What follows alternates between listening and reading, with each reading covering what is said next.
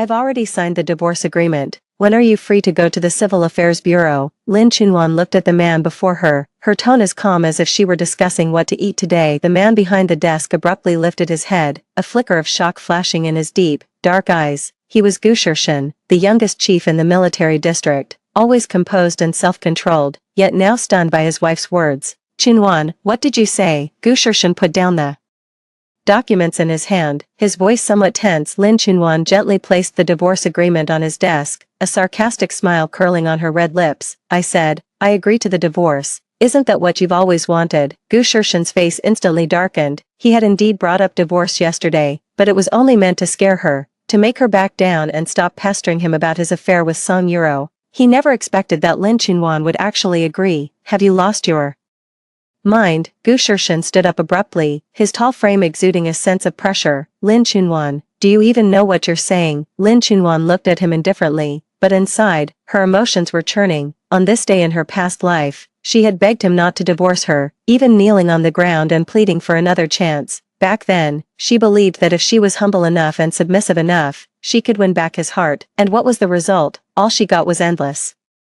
humiliation and betrayal. For Song Yuro's sake, Gu Shirshan didn't hesitate to push her off a cliff. Only at the moment of her death did she realize that the marriage she had fought so hard to protect was a joke from the very beginning. Song Yuro had already been pregnant with his child, and she, the so-called legitimate wife, was nothing but a laughingstock. Heaven had given her a second chance at life, and this time, she would never make the same mistake again. I'm perfectly clear-headed, Lin Chunwan adjusted her military green jacket. Commander Gu, since there's someone else in your heart, why should we keep dragging this out? Gu Shirshan's eyes narrowed dangerously. Who told you there's someone else in my heart? Isn't there? Lin Chunwan countered. Last night, when Song Yuro called you, you dropped everything and ran off, and this morning, you brought up divorce out of the blue. Are you telling me I imagined all of this? Gu Shirshan's face darkened even further. It was true that Song Yuro had called last night, saying she was in the hospital and scared, worried something might have happened to her. He had indeed rushed over, but that didn't mean anything. Yuro is just my subordinate. What's wrong with checking on her when she's sick? Gu Shirshan suppressed his anger. Lin Chunwan, stop making a scene for no reason. Making a scene? Lin Chunwan sneered. Gu Shirshan, do you think I'm stupid? Song Yuro could have gotten sick any time, but she just had to fall ill on our wedding anniversary, and she needed you to stay with her all night. Gu Shirshan was left speechless by her words. Lin Chunwan continued, and besides, she's clearly a civilian officer, so why is she always by your side? Why does everyone in the military district know her as your personal secretary? Gu Shirshan, do you take me for a fool? Every word struck Gu Shirshan's heart like a knife. He knew Lin Chunwan was speaking the truth, but he refused to admit it. In his heart, Song Yuro was indeed different, but he had never intended to betray their marriage. You're overthinking it, Gu Shirshan said coldly. Yuro and I are innocent. Innocent. Lin Chunwan pulled a photo from her bag and tossed it lightly onto the table. Then how do you explain this? In the photo, Gu Shirshan and Song Yuro were tightly embracing, his hand gently caressing her cheek, their posture intimate and inseparable. When Gu Shirshan saw the photo, his pupils sharply contracted. When was this taken? He didn't remember such a scene happening. This photo is fake. He denied it categorically. Fake, Lin Chunwan sneered. Gu Shirshan, at a time like this, you're still lying. This was taken at the hospital last night. Have you forgotten? Song Yuro was crying and said she was scared, and you held her like this to comfort her. Gu Shirshan's face turned ashen. It was true that Song Yuro had cried last night, and he had comforted her, but it was absolutely not as intimate as the photo showed. The photo was clearly taken from a deliberately misleading angle. Chunwan, let me explain. No need to explain. Lin Chunwan cut him off. Gu Shirshan, I'm tired. Since there's someone else in your heart, let's get a divorce. I won't hold you back, and I won't make myself miserable anymore. With that, she turned and was about to leave. Stop. Gu Shirshan strode after her and grabbed her wrist. Lin Chunwan, do you think divorce is a game? Just decide on a whim. Lin Chunwan turned back to look at him, with no trace of reluctance in her eyes. Commander Gu, you were the one who first proposed divorce. Now that I agree, you're unwilling. What exactly do you want? Please return the YAML result in the following format. Gu Shirshan was rendered speechless by her question. Indeed, it was he who had first brought up divorce yesterday, but that was just a spur-of-the-moment outburst. He had never truly intended to divorce her. He opened his mouth, but didn't know what to say. Just then, the office door was pushed open, and Song Yuro walked in carrying a cup of tea. seeing the two of them entangled, a flicker of smugness flashed in her eyes, but it quickly gave way to a pitiful expression. Shurshin, I made you some tea. Her voice was soft and syrupy, full of a delicate, feminine fragility. Seeing Song Yuro, Lin Chunwan let out a cold laugh. In her past life, it was this seemingly gentle and harmless woman who had systematically destroyed her life. This time, she would never let her succeed. Chapter 2. Seeing Song Yuro appear, Lin Chunwan didn't get angry. Instead, she smiled. In her past life, she had seen this woman as an enemy and wanted nothing more than to tear her apart, but now she understood that her true enemy was not Song Yuro, but Gu Shirshin, that fickle and heartless man. Just in time, Lin Chunwan released Gu Shirshin's hand and elegantly adjusted her clothes. Comrade Song, you two carry on, I won't disturb you. Song Yuro was stunned. This was completely different from what she had expected. Based on past experience, Lin Chunwan should have lunged at her like a madwoman, torn into her, and started a big fight. Brother-in-law, sister-in-law, Song Yuro stammered and called out. Her eyes were filled with panic. Don't call me sister-in-law anymore. Lin Chunwan smiled faintly. Soon, you'll be able to legitimately call Shirshin husband. Gu Shirshin's face darkened even more. Lin Chunwan, what? Did I say something wrong? Lin Chunwan raised an eyebrow. You two are in love.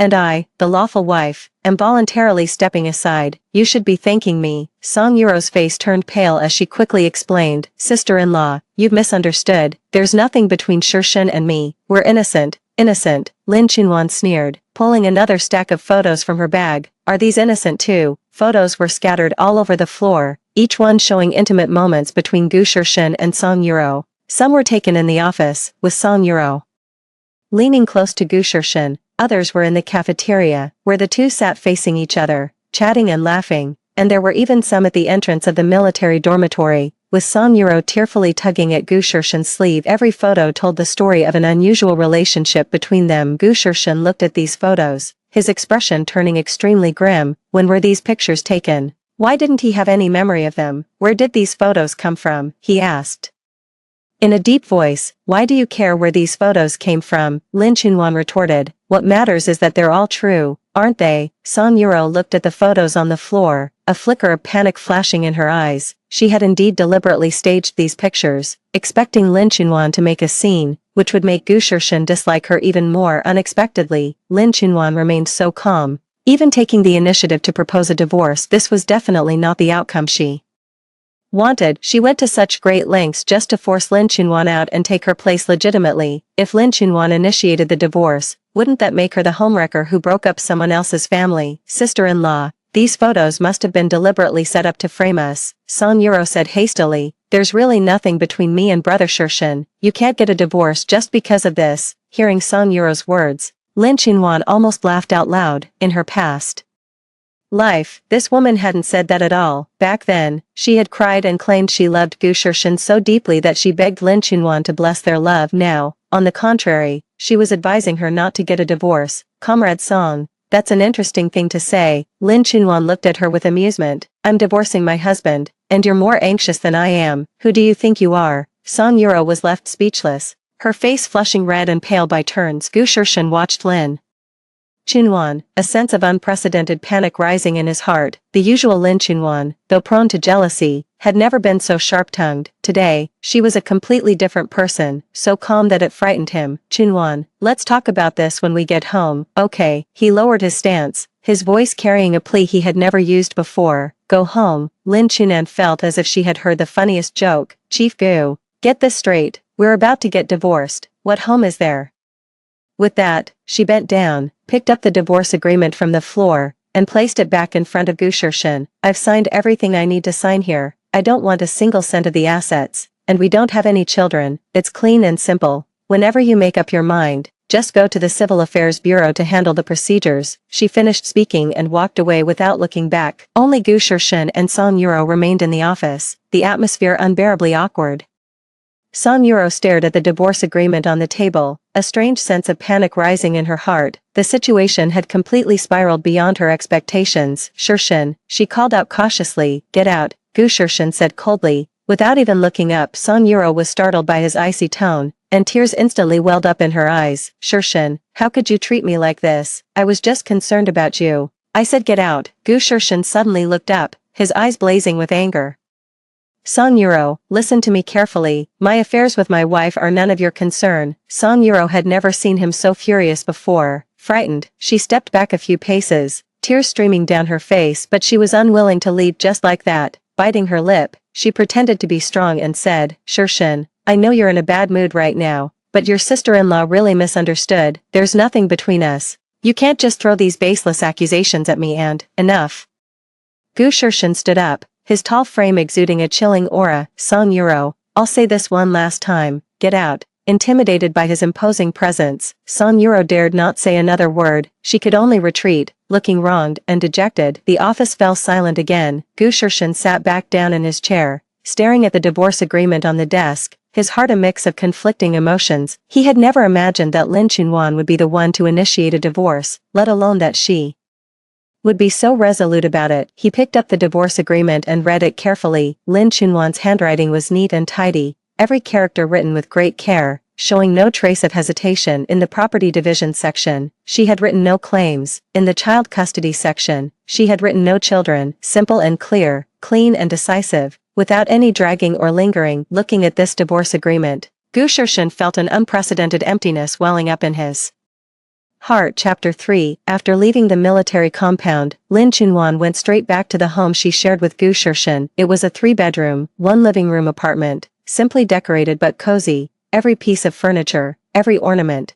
bore the imprint of her effort. But now, as she looked at these familiar things, there was only a cold sneer in her heart. In her previous life, she had treated this place as her whole world. To maintain this home, she could endure any humiliation. And what was the result? With just one word from Gu Shurshin, she was kicked out with nothing, not even allowed to take a single thing that belonged to her. This time, she would take back everything that was rightfully hers in advance. Lin Chunwan walked into the bedroom, took a suitcase out of the wardrobe, and began packing her things. She didn't bring too many clothes, only picking a few more valuable pieces, but her jewelry and some personal belongings. She packed them all in. Most importantly, she took out a small wooden box from the back of the wardrobe. Opening the wooden box, inside lay a USB drive and several property deeds. These were the private savings she had accumulated over the years. Gu Shurshin thought she was just a military wife with no income, but in reality, she had already been running a business on the side. She just kept a low profile and never flaunted it in front of him. In her previous life,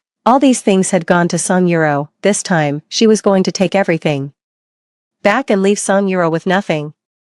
While she was packing, a frantic knock came from outside the door. Chunwan, open the door, I know you're in there. It was Gu Shurshin's voice. Lin Chunwan glanced at the time. It was only 3 in the afternoon. He was off work this early. It seemed her words had really gotten to him. The knocking grew more urgent, accompanied by Gu Shurshin's anxious voice. Chunwan, open the door, let's talk this out properly. Lin Chunwan slowly walked over to the door but didn't open it. Commander Gu, what are you doing here? I've come to take you home, Gu Shurshin said from outside the door. Go home, Lin Chuanyuan sneered. This is my home, or rather, it used to be my home. Chuanyuan, don't make a scene. Gu Shurshin's voice was laced with exhaustion. Those photos must have been deliberately set up to frame us. You can't just ask for a divorce because of this. Set up. Lin Chuanyuan leaned against the door, her tone dripping with sarcasm. Gu Shurshin, do you think I'm a 3-year-old? I'm telling the truth, Gu Shurshin explained urgently. There's really nothing between Song Yuro and me. Those photos are all about angles or deliberately staged. Lin Chuanyuan felt a wave of nausea at his words. In her past life, she had been foolish enough to believe his lies, but in this life, she wouldn't be fooled again. Fine, let's say those photos are fake, she said. Then can you explain why Song Yuro is always by your side?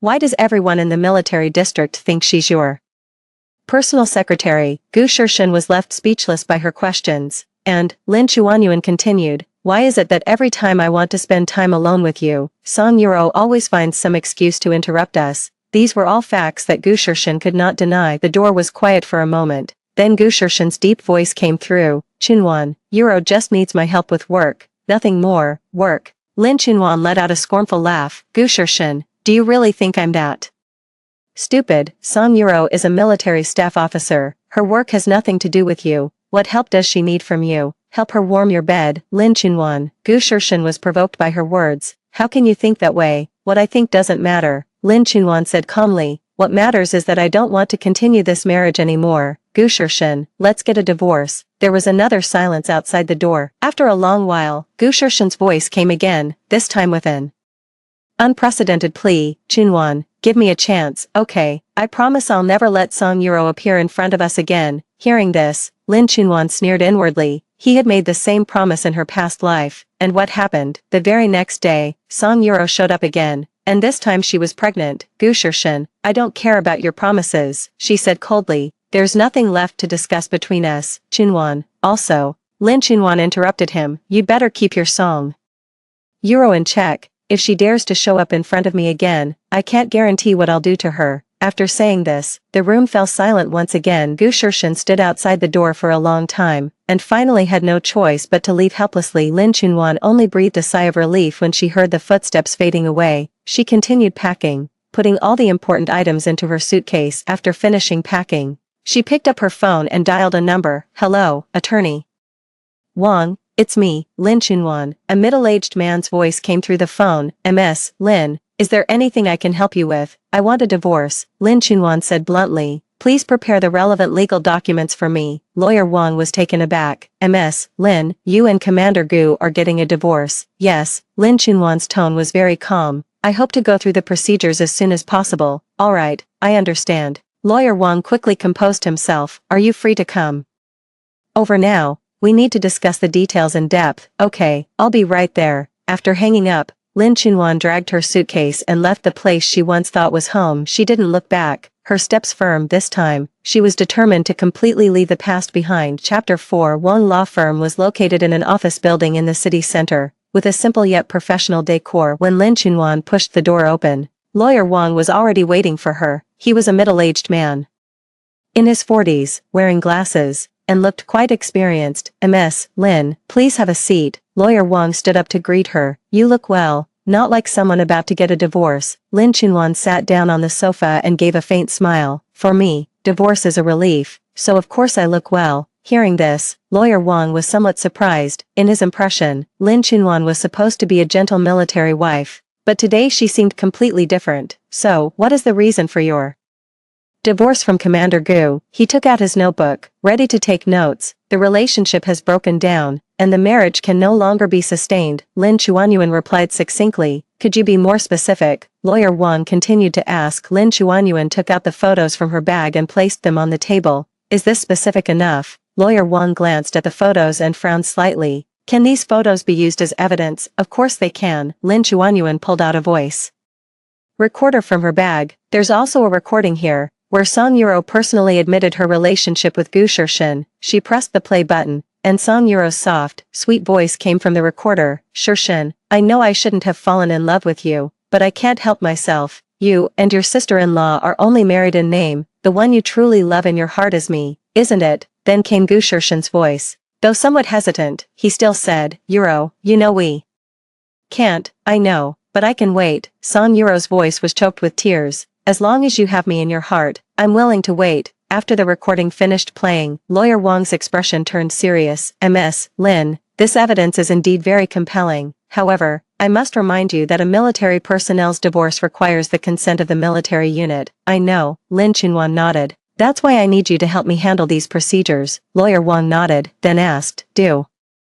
you have any requirements regarding the division of property? I don't want anything. Lin Chunwon's reply surprised Lawyer Wang greatly. The house, the savings, and all other properties, I don't want any of them. Ms. Lin, are you sure? According to the law, you are entitled to half of the marital property. I'm sure. Lin Chunwon's tone was firm. I only want freedom. Nothing else matters. Lawyer Wang looked at her, filled with confusion. Usually, women would fight for as much property as possible, but it was rare to see someone like Lin Chunwon who wanted nothing. Alright, since you insist, I'll handle it as you wish. He continued writing the record. So, where are you staying now? I'm staying at a hotel for now, Lin Chunwon replied. If you don't mind, I can help you find an apartment, Lawyer Wang said. It's a friend's place, in a good location and at a reasonable price. Lin Chunwon thought for a moment. Sure, I'd appreciate that. The two discussed some more details, and Lawyer Wang said he would handle the relevant procedures as soon as possible. It was already 5 in the afternoon when she left the law firm. Lin Chunwon walked down the street, dragging her suitcase, feeling an unprecedented sense of relief. She took out her phone and dialed a number. "Hello, Manager Lee. This is Lin Chunwan." A young woman's voice came through the phone. "President Lin, you finally called. I thought you had forgotten about our company." "How could I forget?" Lin Chunwan chuckled. "I just had some personal matters to take care of. Now that they're settled, I can fully devote myself to work." "That's great." Manager Lee was very excited. "President Lin, did you know? Our company's performance last month hit a new record. Several big companies are already looking to collaborate with us." Hearing this news, Lin Chunwan felt even more delighted. Over the years, she had been quietly running a trading company specializing in import and export business. With her linguistic talent and sharp business acumen, the company had developed quite well. However, she had always kept a low profile and never mentioned these matters in front of Gu Shirshin. "That's good to hear," Lin Chunwan said. "I'll come to the company tomorrow, and we can discuss the next steps for development." "Alright, President Lin, I'll be waiting for you." After hanging up, Lin Chunwan hailed a taxi and headed straight for the apartment that Lawyer Wang had recommended. The apartment is in a high-end residential area in the city center, with a very pleasant environment. The landlord is a kind-hearted aunt in her 50s. "Young lady, you look very familiar." The landlady studied Lin Chunwan. "Have we met somewhere before?" Lin Chunwan smiled. "Maybe. I lived in the military compound for a few years." "Oh, I see." The landlady suddenly realized. "No wonder you have such an elegant aura. Military wives are truly different." At the word military wife, Lin Chunwan's smile faltered slightly, but she quickly recovered. "Auntie, how much is the rent?" 3,000 a month, with a deposit of 1 month's rent and 3 months payment up front, the landlady said. "But since Lawyer Wang referred you, I can give you a discount. 2,800 a month." "Thank you, Auntie," Lin Chunwan agreed readily. After completing the rental procedures, Lin Chunwan finally had a place of her own. Though it was rented, she felt it was much more comfortable than Gu Shirshin's home at night. She lay on the bed in her new house and took out her phone to check it. Gu Shirshin had called her more than a dozen times, but she hung up on every one. He also sent many text messages, all of which were about asking her to come home and saying he wanted to talk things through properly. Lin Chunwan glanced through them, then deleted all the messages. She never wanted to hear any of his explanations again. Just as she was about to go to sleep, her phone rang again. This time, it wasn't Gu Shirshin, but an unfamiliar number. "Hello, sister-in-law, it's me, Song Euro." A cautious voice came from the other end of the line. Lin Chunwan raised an eyebrow. "Comrade Song, calling me so late, what's the matter?" Chapter 5. Song Euro's voice sounded particularly aggrieved over the phone. "Sister-in-law,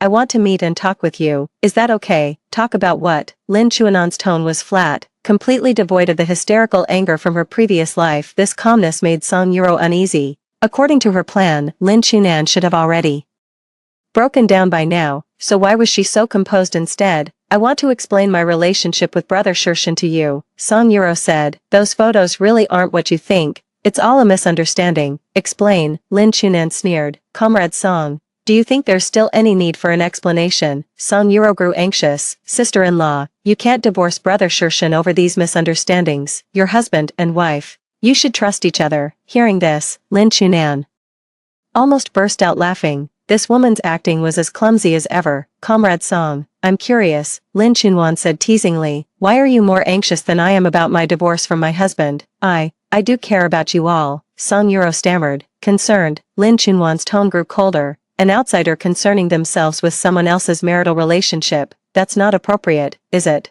Song Euro was left speechless by her words. Lin Chunwan continued. "Or do you have some ulterior motive?" "No," Song Euro quickly denied. "I really just don't want to see you two break up over a misunderstanding." "Alright, I'll give you a chance," Lin Chunwan said calmly. "Tomorrow at 10 in the morning, let's meet and talk at the Starbucks on Coffee Street." "Really? That's great." Song Euro's voice was full of surprise. "Sister-in-law, I knew you were a kind person. Don't get too happy too soon." Lin Chunwan's tone suddenly turned icy. "Song Euro, I hope you can tell me the truth tomorrow, otherwise." She didn't finish her sentence, but the threat was clear. After hanging up the phone, Lin Chunwan let out a cold laugh. Did Song Euro still think she was the same weak and easily bullied woman from her past life? This time, she would make this woman taste the consequences of her own actions. The next morning, Lin Chunwan arrived at Starbucks on time. She was dressed in a black business suit with light makeup. Looking capable and elegant, Song Euro was already waiting there. She was dressed in her usual innocent style, a white dress with a ponytail, looking pure and guileless. Sister-in-law, you're here. Song Yuro stood up to greet her, a cautious smile on her face. Lin Chunwan sat down across from her and said indifferently, go ahead, what do you want to say, sister-in-law? I want to apologize to you first. Song Yuro lowered her head, her voice trembling with tears. It's all my fault. I caused misunderstandings in your marriage. Misunderstanding, Lin. Chunwan took a sip of her coffee. Comrade Song, what exactly do you think is a misunderstanding? Those photos. Song Yuro looked up, her eyes brimming with tears. They were all taken deliberately by someone trying to drive a wedge between us. Who is trying to drive a wedge between you two? Lin Chunwan asked. Song Yuro was taken aback. She hadn't expected Lin Chunwan to ask that. I don't know, she stammered. You don't know? Lin Chunwan sneered. Then how do you know someone was deliberately trying to stir up trouble? Song Yuro was left speechless by her question. Lin Chunwan continued. Song Yuro, let me ask you, when did you start liking Gu Shirshen? This question made Song Yuro even more flustered. I didn't like Shirshen. We were just colleagues. Lin Chunwan took a voice recorder out of her bag and placed it on the table. Then how do you explain this? She pressed the play button, and yesterday's recording came through clearly. Brother Shirshen, I know I shouldn't fall in love with you, but I can't control myself. Hearing her own voice, Song Yuro's face instantly turned pale.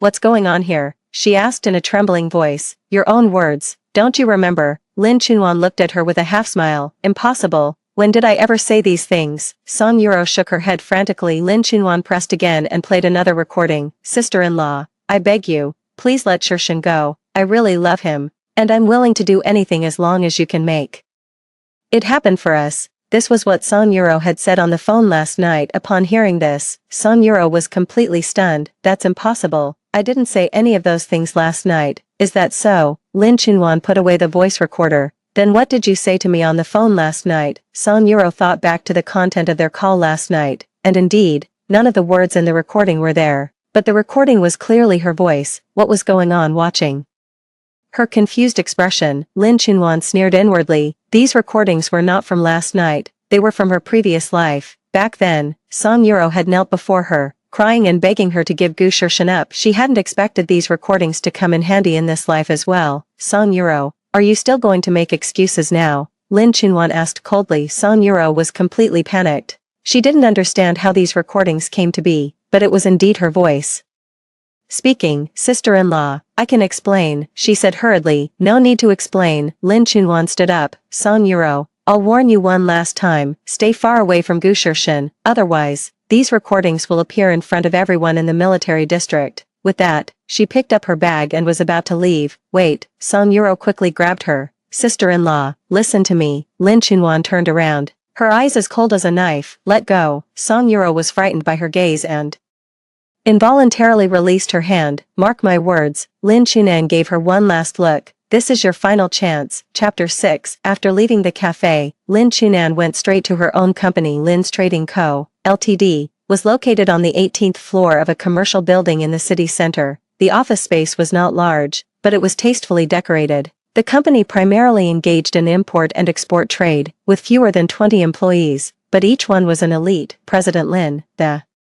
employees were excited to see Lin Chunwan. Manager Lee hurried over to greet her. President Lin, you're finally here. We've missed you so much. Lin Chunwan smiled. Haven't I always been around? I've just been dealing with some personal matters lately and haven't been coming to the office often. President Lin, have you finished handling your personal matters? Manager Lee asked with concern. Almost there. Lin Chunwan nodded. From now on, I'll have more time to dedicate to the company's development. Upon hearing this, Manager Lee and the other employees were delighted. Although Lin Chunwan didn't often come to the company, her business acumen and decision-making skills were evident to everyone. President Lin, let me brief you on the recent situation. Manager Lee took out a stack of documents. All right, let's discuss it in the office. Lin Chunwan's office was spacious, with a simple yet elegant decor. Several calligraphy paintings hung on the walls, and the bookshelves were filled with various business books. Manager Lee gave a detailed report on the company's recent performance and development. Lin Chunwan listened attentively, occasionally raising questions and offering suggestions. Manager Lee, you've done an excellent job. After hearing the report, Lin Chunwan was very satisfied. The company's achievements today wouldn't have been possible without your contributions. It's all thanks to your guidance.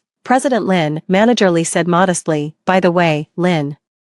Chunwan recalled something. I plan to expand the company and make it stronger. What do you think is the biggest bottleneck right now? Manager Lee thought for a moment. I think the main issue is funding. With enough capital, we could expand into more business areas and hire more talent. Financing is not an issue, Lin Chunman said calmly. I'm planning to invest 20 million. Do you think that's enough? Manager Lee's eyes widened when he heard this. Boss Lin, 20 million, are you sure? Of course I'm sure, Lin Chunwan nodded. I have confidence in the company, and I have confidence in all of you. Manager Lee was so excited he didn't know what to say. 20 million was simply an astronomical figure for a small company like theirs. Boss Lin, rest assured, I will not let you down. He made a solemn promise. The two of them then discussed the company's future development plans in detail. Not finishing until 5 o'clock in the afternoon, Lin Chunan was in a good mood when she left the company. Her career success further strengthened her determination to get a divorce. She wanted to prove to everyone that she could live well without Gu Shirshin. Just as she was about to head home, her phone rang. It was an unfamiliar number. Hello,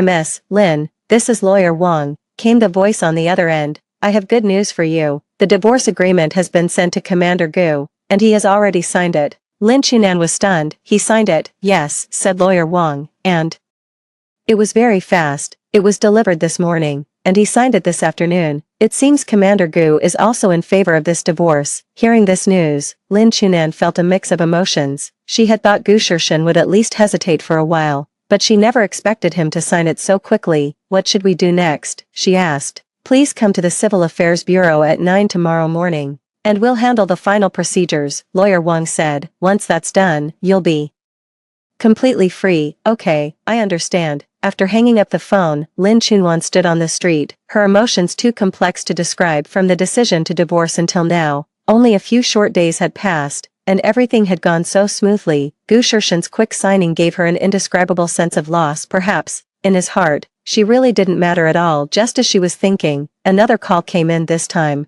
It was Gu Shirshin. Lin Chunwan hesitated for a moment, but still answered the call. Hello, Chunwan. Gu Shirshin's voice sounded exhausted. Let's meet at the Civil Affairs Bureau tomorrow morning and get this done. Okay, Lin Chunwan replied simply. Also, Gu Shirshin paused. I don't want the house or the savings. I'll leave them all to you. No need, Lin Chunwan refused. I don't want anything. Chunwan, Gu Shirshin, we've already made ourselves clear. Lin Chunwan interrupted him. Once the procedures are done tomorrow, we'll have nothing to do with each other. With that, she hung up the phone. Standing in the sunset, Lin Chunwan looked at the bustling streets, feeling not the anticipated relief but a sense of emptiness. Perhaps this is what it feels like to end a relationship, even when it's a choice you made yourself. She took a deep breath and then walked forward with determination. The next morning at 9 o'clock, at the entrance of the Civil Affairs Bureau, Lin Chunwan was dressed in a black professional suit with light makeup. Looking capable and elegant, she arrived 10 minutes early and waited at the entrance. At exactly 9 o'clock, a military green jeep pulled up at the entrance. Gu Shirshin got out of the car, still in his military uniform, looking handsome and upright, though with a hint of fatigue on his face. The two met at the entrance of the Civil Affairs Bureau, exchanged a glance, and said nothing. The process of going through divorce procedures is quite simple. Just fill out the forms, sign them, and press your fingerprints. It's all done within less than half an hour. The staff handed them 2 red divorce certificates. Congratulations, all the procedures are complete. Hearing the word congratulations, both Lin Chunwan and Gu Shirshin found it deeply ironic. Lin Chunwan took the divorce certificate, glanced at it, and then put it into her bag. Well, goodbye then. She nodded at Gu Shirshin and turned to leave. Chunwan, Gu Shirshin called out to her. Lin Chunwan turned back to look at him, her eyes calm. Is there something else? Gu Shirshin opened his mouth as if to say something, but in the end, nothing came out. If there's nothing else, I'll be going now, Lin Chunwan said, then left without looking back. Gu Shirshin stood still for a long time, watching her figure disappear into the crowd. They had been married for 3 years, yet the divorce took less than half an hour. Chapter 7. After the divorce procedures were completed, Lin Chunwan did not go straight home but headed to an upscale beauty salon. She wanted to change her image and completely say goodbye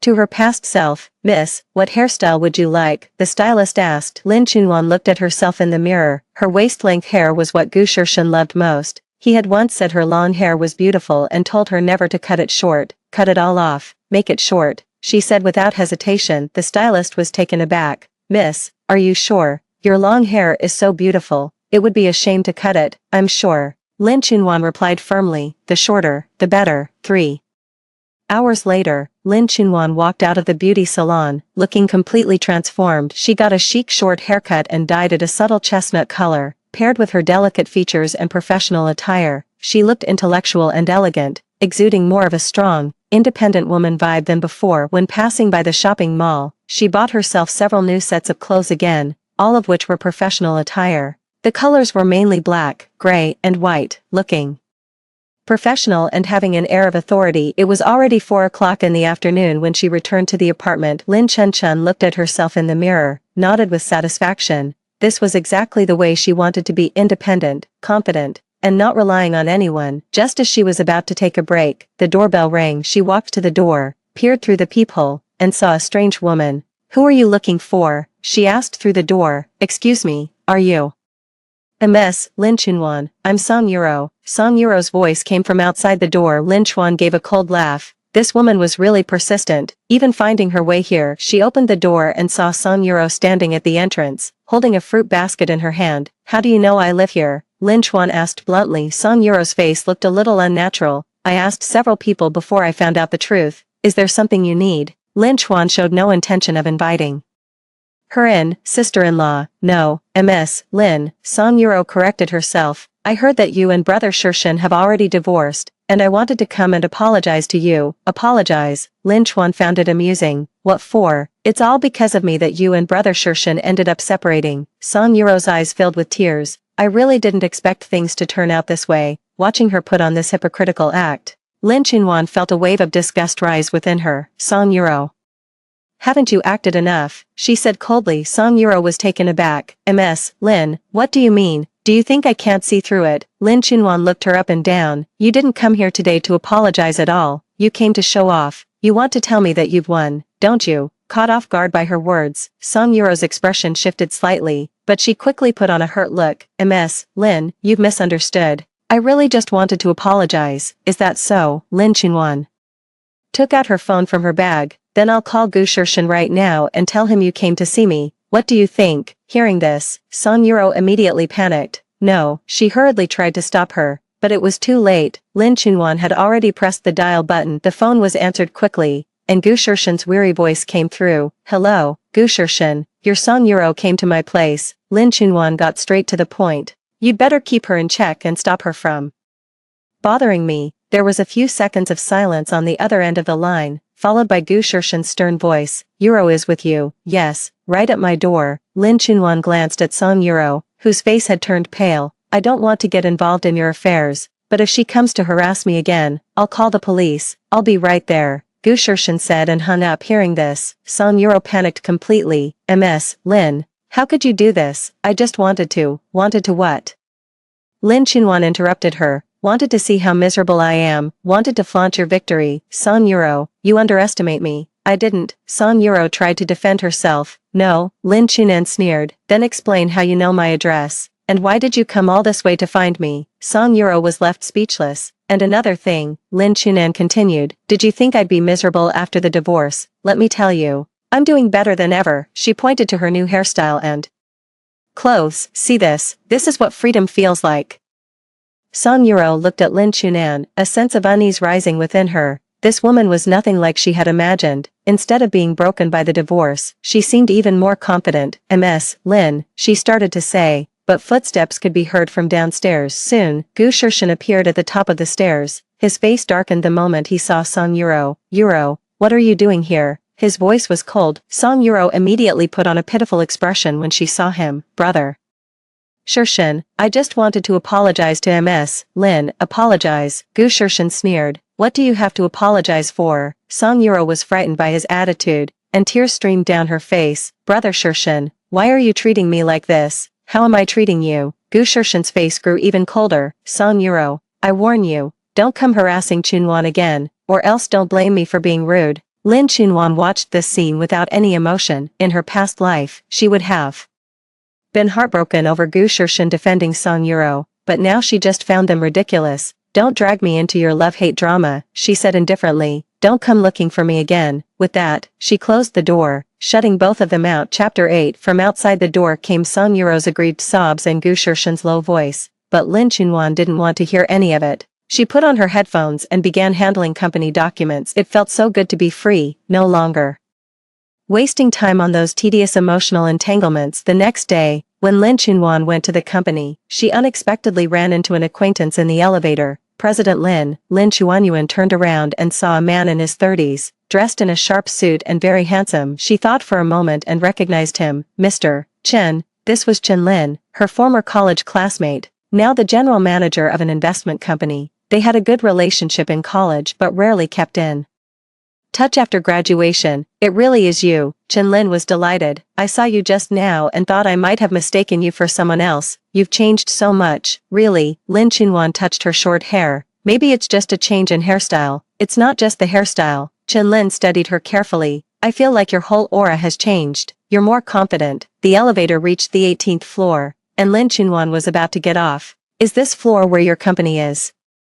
Chen Lin asked. "Yes, Lin's trading." Lin Chunwan nodded. "What a coincidence," Chen Lin said excitedly. "Our company is looking for a partner. If you have time, we could discuss a collaboration." Lin Chunwan thought for a moment and nodded in agreement. "Sure, when would be convenient?" "How about tonight? I'll treat you to dinner, and we can talk over the meal." "Sure." Lin Chunwan didn't refuse. After the two agreed on a time and place, Chen Lin took the elevator and left. As Lin Chunwan walked into the office, Manager Lee immediately came up to greet her. "Ms. Lin, you seem to be in a great mood today," Manager Lee said with a smile. "Indeed, I am." Lin Chunwan nodded. "By the way, I might be collaborating with Star Capital Investment. Please prepare the relevant materials for me." Star Capital Investment. Manager Lee's eyes lit up. "Ms. Lin, that's a well-known investment firm in the industry. If we can partner with them, it will be very beneficial for our company's development." "That's what I think too," Lin Chunwan said, "so we must make this cooperation happen." In the afternoon, Lin Chunwan went home specifically to change her clothes. She chose a dark blue professional suit paired with simple jewelry, looking elegant and professional. At 7 in the evening, she arrived at the agreed restaurant on time. It was an upscale Western restaurant with a very pleasant atmosphere. Chen Lin was already there waiting for her. When he saw her appear, he immediately stood up. "President Lin, you look really beautiful today," he said with genuine admiration. "Thank you." Lin Chunwan sat down gracefully. The two ordered their dishes and began discussing the collaboration. Chen Lin's company had financial advantages, while Lin Chunwan's company had channel advantages, and their partnership could indeed achieve a win-win situation. "President Lin, I have great confidence in your company," Chen Lin said. "However, I'm curious, why did you choose to go into the trading industry?" Lin Chunwan thought for a moment and answered honestly, "Because I have a talent for languages and a good understanding of the international market." "Indeed, you were a top student in the foreign languages department back in college," Chen Lin recalled. "By the way, are you married?" When this topic came up, Lin Chuanan's expression stiffened slightly, but she quickly returned to normal. "Just got divorced." "Oh, sorry." Chen Lin looked a bit embarrassed. "I didn't mean to pry into your personal affairs." "It's okay." Lin Chunan gave a faint smile. "Divorce is a relief for me. I'm doing very well now." Chen Lin looked at her, a flicker of something passing through his eyes, but it was quickly concealed. The two continued discussing the collaboration,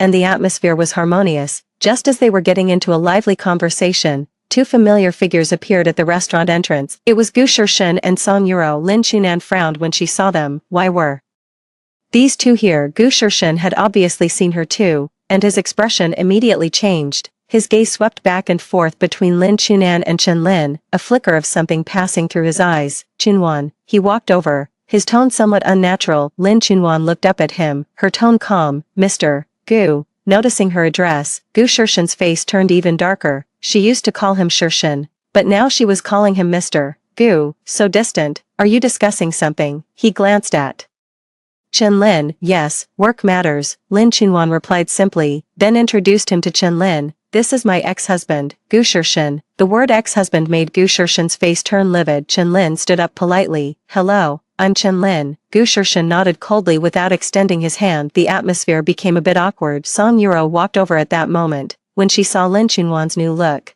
a flicker of jealousy flashed in her eyes, but she quickly put on a gentle smile. "Ms. Lin, you look really beautiful today," she complimented insincerely. Lin Chunwan glanced at her but did not respond. "Well, We won't disturb you, Gu Shirshin said stiffly, pulling Song Yuro to leave, but Song Yuro didn't want to go. She deliberately said loudly, Shirshin, let's sit here and eat too. It's a good chance to chat with Ms. Lin. Hearing this, Lin Chunwan sneered, sorry, we're discussing business, it's not convenient. With that, she said to Chen Lin, let's find another place. Chen Lin immediately stood up. Alright, the two of them got up and left, leaving Gu Shirshin and Song Yuro standing there watching Lin Chunwan's graceful retreating figure. Gu Shirshin felt an indescribable emotion welling up inside him. Chapter 9 Lin Chunwan and Chen Lin moved to a quieter cafe to continue their business negotiations. Sorry, you had to witness that embarrassment. Lin Chunwan picked up her coffee, her tone calm. It's fine, Chen Lin smiled. But it seems your ex-husband still cares about you quite a bit. Cares, Lin Chunwan sneered. If he really cared, we wouldn't be in this situation today. Chen Lin sensed the bitterness in her words and didn't press further, instead steering the conversation back to work. 2 hours later, their intention to cooperate was basically confirmed. Chen Lin's company was willing to invest 50 million yuan for a strategic partnership with Lin Chunwan's company. Cheers to our cooperation, President Lin. Chen Lin raised his coffee cup. Cheers to our cooperation. Lin Chunwan also raised her cup and gently clinked it against his. This collaboration meant a great deal to her, not just as an injection of funds, but as a recognition of her abilities. By the time they left the cafe, it was already 10 o'clock in the evening. Chen Lin offered to walk her home. Thank you, but no need, Lin Chunwan politely declined. I can just take a taxi, it's late, and it's not safe for a woman to take a taxi alone, Chen Lin insisted. Let me take you home, it's on my way anyway. Lin Chunwan thought for a moment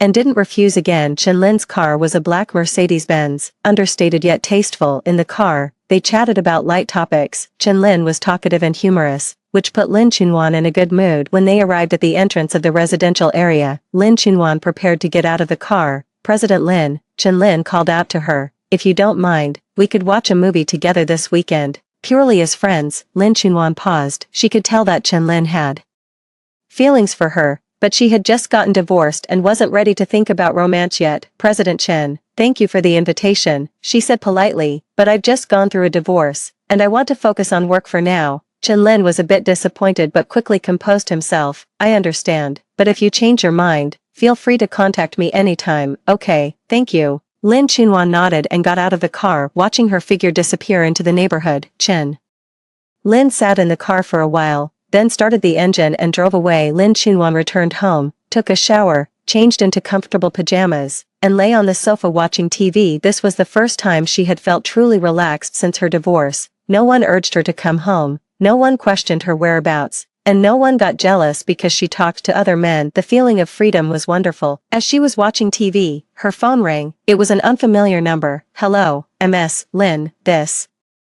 is Song Yuro. A cautious voice came from the other end of the line. Lin Chunwan frowned. What do you want to do now? I want to apologize to you. Song Yuro's voice was choked with tears. Everything tonight was my fault. I shouldn't have deliberately acted that way in the restaurant. Oh, Lin Chunwan replied indifferently, showing no sign of forgiveness. Ms. Lin, I know you hate me, but I want to tell you a secret. Song Yuro's voice suddenly turned mysterious. What secret? Lin Chunwan asked, somewhat curious. It's about Brother Shirshin, Song Yuro said. He's been having a really hard time these past few days. He drinks every day and keeps muttering your name. Hearing this, Lin Chunwan felt nothing inside. In her past life, words like these would have softened her heart, but now she would no longer be fooled. And then, she asked coldly, he also said he regretted it. Song Yuro continued, he said he never loved me, and the one he has always loved in his heart is you.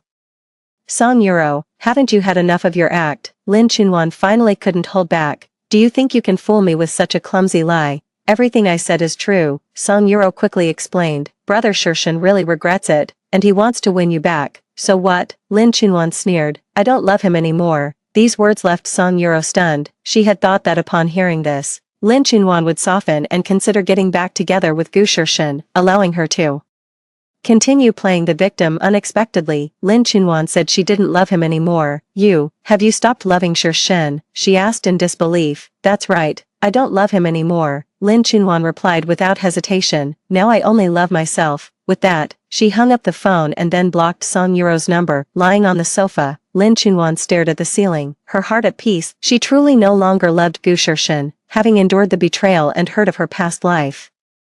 Her love for him had long been exhausted. Now, she only wanted to live for herself. The next day, Lin Chunwan went to work at the company as usual. Manager Lee excitedly told her that the cooperation agreement with Star Investment had been drafted and was just waiting for her signature. President Lin, with this investment, our company can really spread its wings. Manager Lee said excitedly. Yes. Lin Chunwan nodded. I've already thought about the next steps for development. As the two were discussing, the front desk called. President Lin, someone is here to see you. Who is it? A Mr. Gu. Lin Chunwan frowned. Why was Gu Shirshin here? Have him wait in the meeting room. I'll be right there. She tidied herself up and headed to the meeting room. Pushing open the door, she saw Gu Shirshin sitting on the sofa. He was still in his military uniform, but he looked somewhat haggard, with noticeable red veins in his eyes. What are you doing here? Lin Chunwan sat down across from him. Her tone cold. Gu Shirshin looked up at her, a flicker of complex emotion in his eyes. She had changed, become more beautiful, yet also more distant. I want to talk to you. His voice was a little hoarse. We have nothing to talk about, Lin Chunwan said coldly. Mr. Gu, we're already divorced. Please don't come looking for me again. Chapter 10. Gu Shirshin looked at the woman before him, an indescribable pain surging in his heart. The gentle and dependent Lin Chunwan of the past had completely vanished, replaced by this cold, unfamiliar strong woman. Chunwan, I know I made a lot of mistakes before. His voice was low, carrying a humility he had never shown before. I want to make it up to you, to start over. Lin Chunwan let out a cold laugh. Make it up, Gu Shirshin. Do you think some things can be made up for? She stood up, walked to the window, and looked down at the bustling traffic on the street. Do you know, I used to see you as my whole world. For you, I would give up everything, including my dignity. But what did you give me? Gu Shirshin opened his mouth but didn't know what to say. You gave me betrayal, you gave me humiliation, you gave me despair. Lin Chunwan turned to face him, not a trace of warmth in her eyes. And now you tell me you want to start over. Gu Shirshin, do you think I'm still that foolish woman you could push around? I didn't betray you. Gu Shirshin stood up and walked over to her. Nothing ever happened between Song Yuro and me. Nothing happened. Lin Chunwan sneered, pulling out her phone from her bag and playing a recording. Then how do you explain this? In the recording, Song Yuro's crying voice could be heard. Brother Shirshin, the doctor said I'm pregnant. It's your child. I know you can't get a divorce, and I won't ask for anything. I just wanted to let you know. Then came Gu Shirshin's voice, though a bit flustered, still gentle and comforting. Yuro, don't cry. I'll take responsibility. Upon hearing the recording, Gu Shirshin's face instantly turned pale. This was impossible. He had never been intimate with Song Yuro, let alone gotten her pregnant. Look, this is fake, he hurriedly explained. Chuan Yuan, this recording is fake. I never said those words. Is that so? Lin Chunwan put away her phone, then explained why Song Yuro is currently having a prenatal checkup at the obstetrics and gynecology hospital. She pulled a photo out of her bag and tossed it onto the table. In the photo, Song Yuro was wearing loose maternity clothes, her belly clearly showing. As she stood in line at the hospital, Gu Shirshin stared at the photo, completely stunned. This couldn't be true. How could Song Yuro be pregnant? And she looked at least 5 or 6 months along. This can't be, he murmured to himself. Can't be. Lin Chunwan sneered. Gu Shirshin, even now, you're still going to lie. In reality, all of this was fabricated by Lin Chunwan. The recording was synthesized using software, and the photo was photoshopped by someone she paid. But in her previous life, these things were real. Song Yuro had indeed been pregnant with Gu Shirshin's child, just a bit earlier than now. I really haven't done anything, Gu Shirshin said, looking at her with despair in his eyes. Chunwan, you have to believe me. Believe you. Lin Chunwan shook her head. Gu Shirshin, I've given you too many chances already. It's all over now. She walked back to her desk and picked up the documents on it. You should go.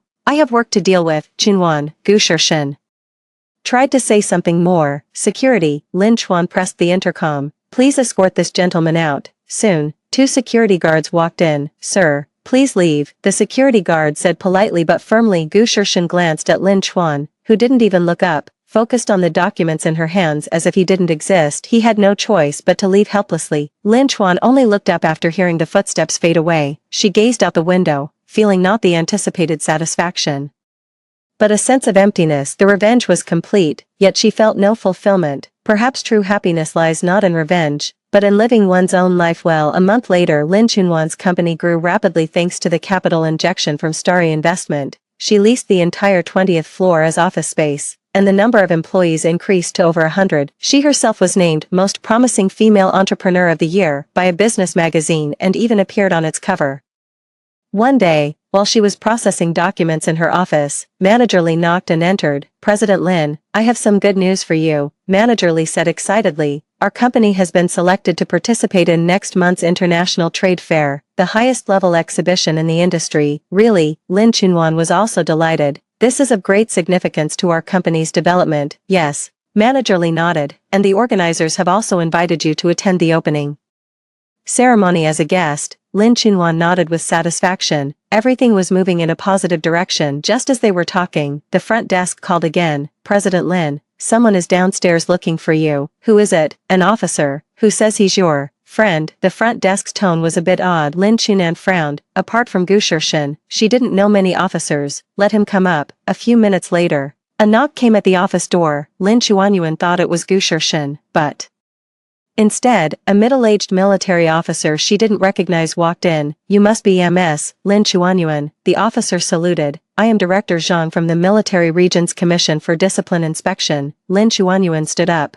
"Director Zhang, hello, please have a seat." Director Zhang sat down on the sofa, his expression serious. "MS, Lin, I'm here today to look into some matters." "What's going on?" "It's about Comrade Gu Shirshin." Director Zhang took out a voice recorder. "We received a report that Comrade Gu Shirshin has issues with his personal conduct, engaging in an improper relationship with a subordinate." Lin Chunwan's heart stirred. "Someone reported Gu Shirshin. I'd like to ask you, as a party involved, to explain the specific situation." Director Zhang continued. Lin Chunwan thought for a moment and sat down. "Director Zhang, what would you like to know?" "Does Comrade Gu Shirshin have an improper relationship with Comrade Song Euro?" Lin Chunwan looked at him, calculating in her mind. This was an opportunity, a chance to completely bring down Gu Shirshin, but then she reconsidered. She had already gained freedom and success, so why bother dwelling on the past? "Director Zhang, Gu Shirshin and I are already divorced," she said calmly. "His personal life has nothing to do with me. I don't want to be involved in anything concerning him anymore."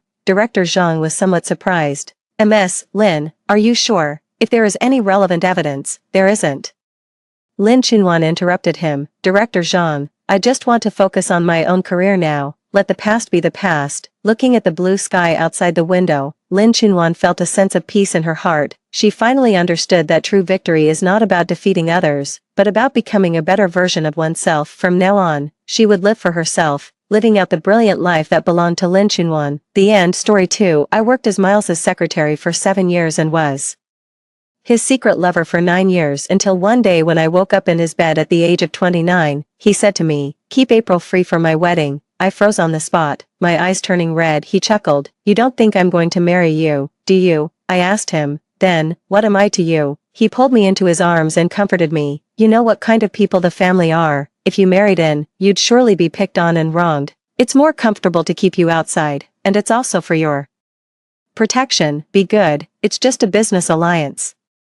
It won't affect us. I still love you the most." But at that very moment, I suddenly fell out of love. The alarm clock rang promptly at 7 in the morning. I closed my eyes and pushed the hot chest behind me. "Get up, Miles." The arm around my waist suddenly tightened, pinning me in his embrace. A scalding heat pushed in forcefully. My body still ached from the wildness of last night. I reminded him in a hoarse voice, "We'll be late." "Not this time." He lowered his head, kissed my neck, his voice husky. "I'll be quick." We had always been compatible in bed, and his needs had always been terrifyingly high. An hour later I trembled as I tied his tie. He raised his hand, smoothed my messy hair, and said in a lazy, sated tone, still angry. I glared at him, my face still flushed. "My perfect attendance bonus is ruined, Miles." His fingers caressed the red marks on my collarbone, drawing out the end of his words. "I'll pay you double." "Okay." I slapped his hand away in annoyance. "We're really late." He was already in his 30s. I wondered where he got so much energy. I composed myself and reported today's itinerary to him. "The signing ceremony is at 10, you have a lunch appointment with President Lee at 12. There's a company's senior management meeting at 2 in the afternoon, a talk about the second phase construction cooperation with President Chen at 4, and the industry forum dinner at 6:30. Yeah." He nodded and buckled his watch. Once again, he took on that cold ascetic look. He glanced at his watch. Oh, right, as if remembering something, he ordered, "Keep April free for my wedding." My hand jerked violently. The nearly finished Windsor knot instantly came undone. I didn't react for a moment. Did he just say, wedding? Was he proposing? My eyes reddened, and the tears suddenly couldn't be held back. After almost a decade of this long-distance relationship, this day had been awaited for far too long. No, the voice above me carried a hint of embarrassment. He looked at me, frowned, and laughed. "You don't think I'm going to marry you, do you?" It was like a bucket of cold water had been poured over my head. I stood rooted to the spot, looking at the traces of our intimacy on the floor. I suddenly found them extremely glaring. He paused and explained, "It's Juliet, the eldest daughter of the Whites family, a pampered rich girl, his perfect match in terms of family background." After a long silence, I stared at him in a daze, my lips trembling as I opened my mouth. "Then, what about me?" He slightly turned his head, avoiding my gaze. "You know that Grandpa's health isn't good these days, and Norman is causing trouble. The company is about to go public. An alliance with the Whites family is the best choice." At this point, he paused and looked at me, with a bit more of a consoling look in his eyes. "Lynn, I'm doing this for our careers." How nice that sounded, our careers. By the way, Juliet is a bit spoiled. You should be more tolerant of her in the future. Don't take it to heart. With that, he stroked my head again. "Of course, I won't let you be wronged." I looked out of the window. The festive atmosphere of the new year, with all the decorations, mixed with the sunlight, shone through the French windows. It stunned my eyes. I stared straight at him, my heart clenched, the pain making it hard to breathe. "So, you've never thought of marrying me, have you?" A hint of impatience flashed across his face. "Lynn, is that piece of paper really that important to you? You know what kind of people the family are. If you married in, you'd surely be picked on and wronged. It's more comfortable to keep you outside, and it's also for your protection." I smiled bitterly. So this was his so-called good intentions. His parents had always looked down on me, a small-town overachiever, no matter how outstanding I was in my career. In their eyes, I was just a gold digger who got ahead by relying on a man. I closed my eyes, and the tears still couldn't stop flowing. "Miles, what have I been to you all these years? Your lover, or a caged canary?" He let out a helpless sigh and wiped the tears from the corners of my eyes. "What are you thinking? Have you ever seen anyone keep a lover for almost 10 years? He reached out and pulled me into his arms. "Be good, it's just a business alliance. I promise I won't touch her. I still love you the most. Over the years, my whole heart has been on you. Have I ever been unfaithful? Look at the people in this circle. Who else can do what I've done?" He was right. People in their circle, with access to top-notch resources, had affairs all the time. Husbands and wives played their own games, and lovers changed like running water. But Miles was different. Everyone knew that Miles was completely smitten by his little secretary, and he had been treating her like a treasure for 9 years. The first time I met Miles was in my senior year of high school. At that time, he had just taken over the family business and came to our school to do charity on behalf of the Miles Group as a student representative. When I was presenting flowers to him, my father rushed into the school, grabbed me, and wanted me to drop out and go home because the crops in the fields were ripe, and he needed me to go home to work after the autumn harvest. Once I turned 18, he would marry me off to get the bride price. At the most vulnerable age for my self-esteem, I was slapped twice in public when despair was almost suffocating me. A cold voice seemed to come from the sky. "How much?" I looked up in a daze. At that time, Miles was in his early 20s, with sharp eyebrows and phoenix eyes. Although young, he had a maturity beyond his age. For the 80,000 yuan bride price, he paid 160,000 yuan and severed my relationship with my father like a god descending. He pulled me out of the mire. But I didn't know that 160,000 yuan couldn't even buy a single part of the watch on his wrist. His casual act of kindness changed the life of a rural girl. Since then, his assistant had been sending me money every year for my school expenses, and I never saw him again during that long time. I could only picture his appearance in my heart until I was 20 years old. I had saved up all the money he had sponsored me and wanted to return it to him. I didn't have his contact information, so I sat downstairs in his company, hoping for luck. In the freezing winter, after waiting for 3 hours, I finally saw his car slowly passing by. "Miles." I stood up and walked forward. He turned his head and glanced at me, frowning. The next second, the car window slowly rose, separating him from me. He had already forgotten me. I rushed forward in a panic, and my fingers were pinched painfully by the car window glass. "Miles, I'm Lynn. You sponsored me 3 years ago." The car window slowly lowered, and he turned his head, his gaze landing on me. I handed him the envelope full of money, my fingers trembling in pain. "I don't need your sponsorship anymore." Here's the money to pay you back. I'll pay back the 160,000 yuan slowly. I bowed to him. Thank you for your kind act back then. You'll surely be rewarded for being a good person. Oh, it's you. He looked me up and down, his gaze landing on my swollen fingers pinched by the car window. Get in the car. Let's go to the hospital. No need, Miles. I'm fine. I clutched my fingers in embarrassment and subconsciously stepped back. At that time, my nose was red from the cold, and my whole outfit cost less than 100 yuan. I was completely out of place compared to the luxury of his car. Later, his driver got out and opened the door directly. I sat in the seat. It was warm in the car, a world apart from the freezing cold outside. Looking at my pilled sweater and old cotton boots, I shrank my hands and feet. The warm wind blew on my face, and along with the embarrassment, my ears instantly turned red. He broke the silence in the car. You earned so much money in just 2 years of college. I nodded, blushing, and explained, yes, I got scholarships every year. This year, I bought some clothes and small commodities in the south and sold them at the school night market. I made quite a bit of money. He raised his eyebrows slightly, a hint of appreciation in his eyes. The little girl has quite a business mind. After a pause, he asked me,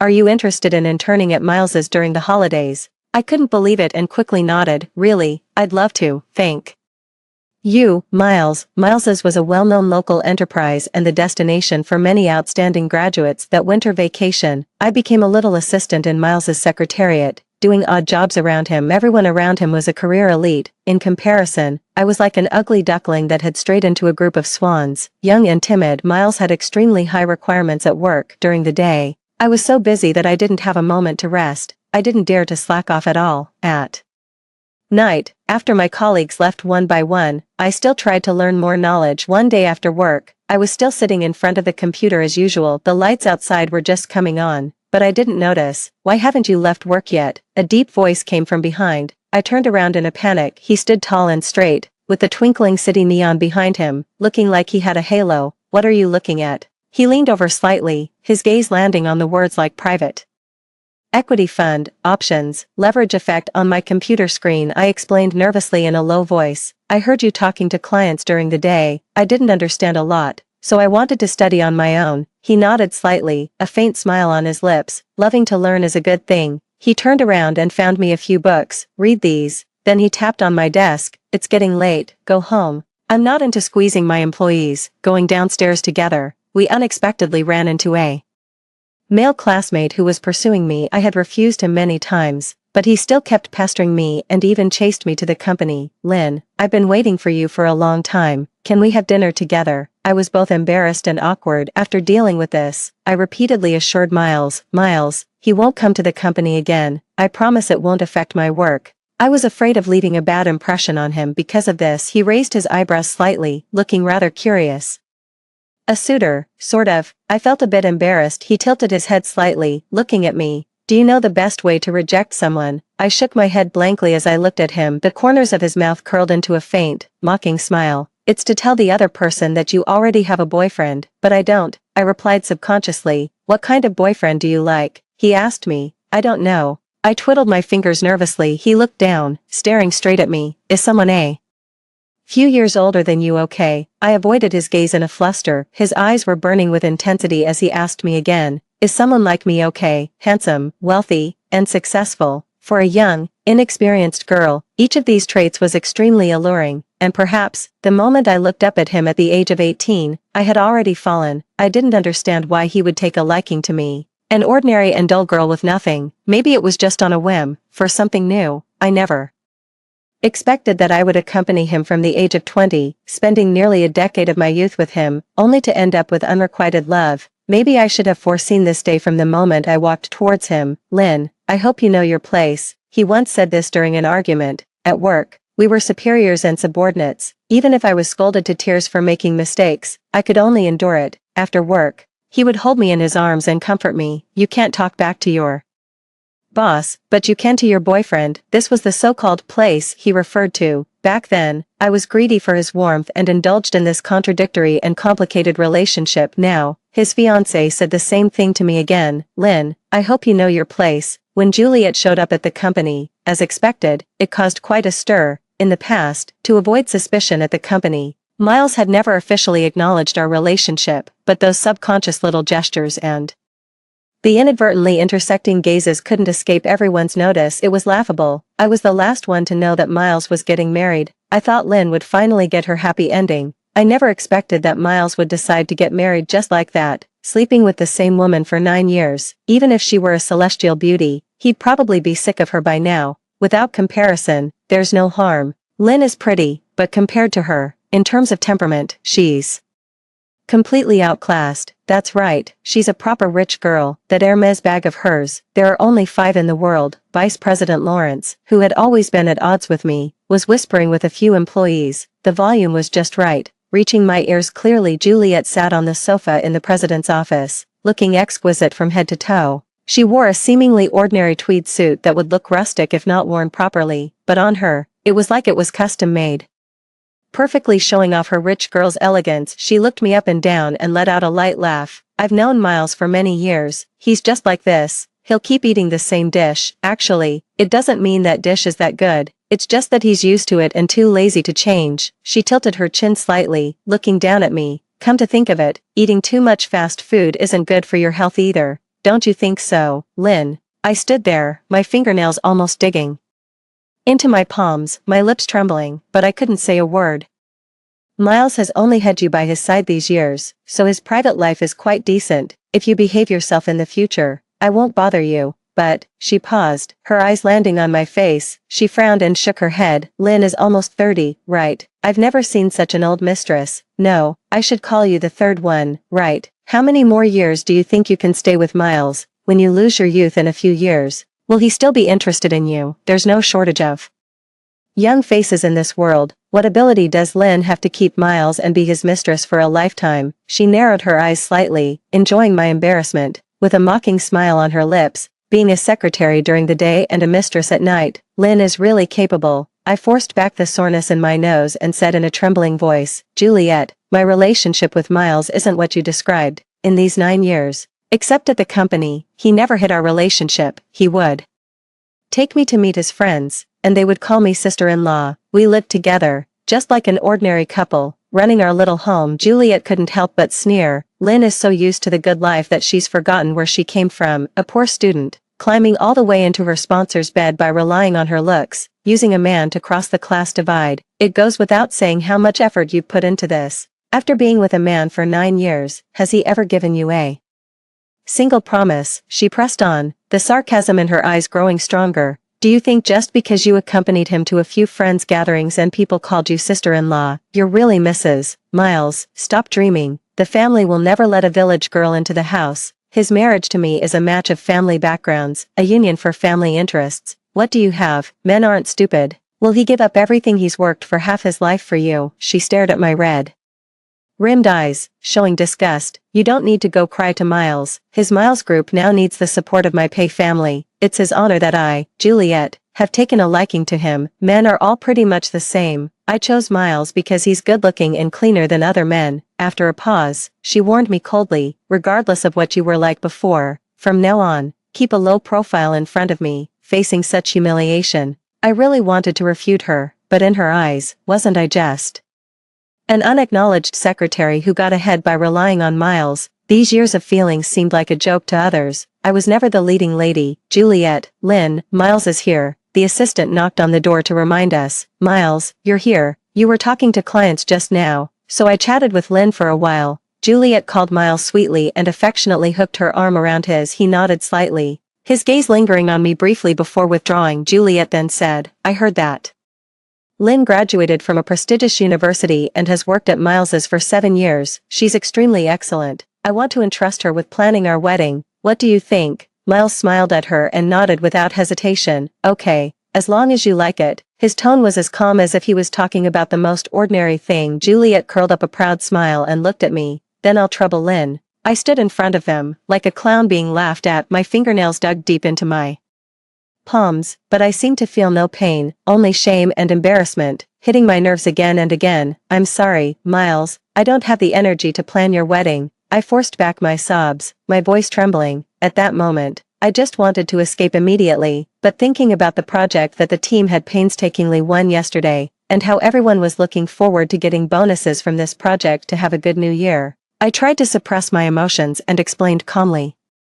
Everyone in the team is working overtime on Jason's case, please find someone else. Juliet didn't care. Then just let Vice President Lawrence handle the current work. He's a cousin of Uncle Miles, we'll be family soon, it's better to leave things to our own people. Don't you think so, Miles? Miles nodded and looked at me. Lynn, then go hand over Jason's case to Vice President. I looked at him in disbelief. The emotions I had been suppressing for a long time could no longer be held back. Why should I hand over the case that my team negotiated? Besides, that Vice President Lawrence is just a parasite who got in through connections. He doesn't know anything about professional skills. How can he do a good job for the client? Miles's face darkened instantly, and he looked at me coldly. Lynn, are you questioning my decision or trying to teach me how to do things? Looking into his cold eyes, I just felt it was extremely ridiculous. Clearly, yesterday we were still celebrating winning Jason's case together, and at night, he held me tenderly, whispering sweet nothings, but now, he was so heartless, I couldn't figure out why. I quit. I gritted my teeth, my tone resolute. Fine, go write the application now. You can leave in a month, he reminded me coldly. I'm leaving now. I turned around, not wanting to stay for another second. As soon as I walked out, the whispers of a few employees reached my ears. Acting like the boss's wife all day long, now she's been slapped in the face.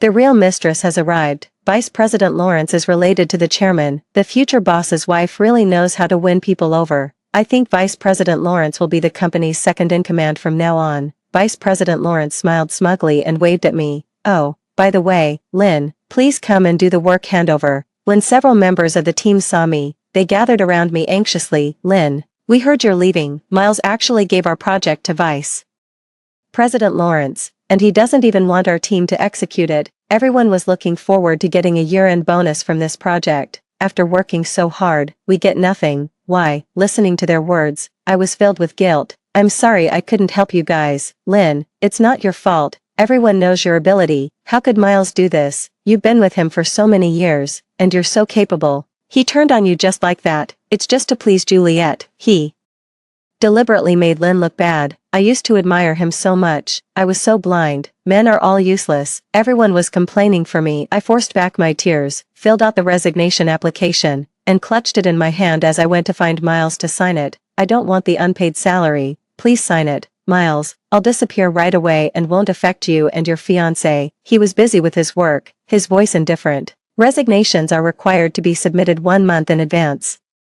Please follow the rules. I could no longer control myself.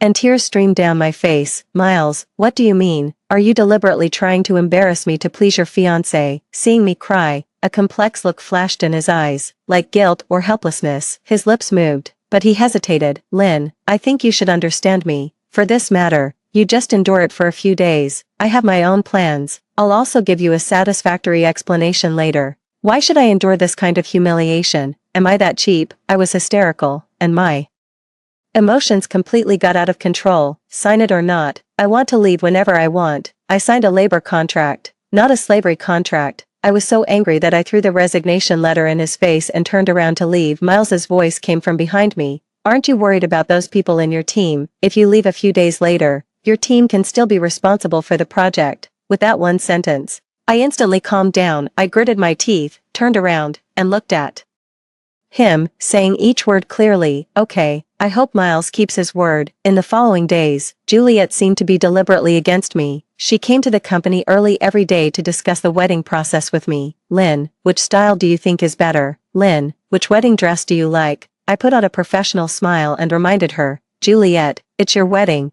It should be based on your preferences. She looked at me with a proud smile. I just want to hear your preferences. You pick what you like, and I'll experience it for you. All the employees in the company were sharp-eyed and quick-tongued, so they soon knew that this future boss's wife was determined to make things difficult for me. I was calculating silently in my heart. Forget it. Endure it for the sake of everyone's bonuses. But soon, several members of the team came to me. Lynn, Vice President Lawrence is going too far. He actually changed the plan we had already finalized. He did it on purpose. He said your previous plan was too low-end and not suitable for the client. He doesn't know anything. He's just deliberately making things difficult for us. He said our level was too poor and didn't let us touch the main tasks at all. Every day, he just makes us do menial jobs like serving tea and water. Just after the employees finished complaining, I received a call from Jason on the other end of the phone. He was very dissatisfied. Lynn, why isn't your team working on our company's project? I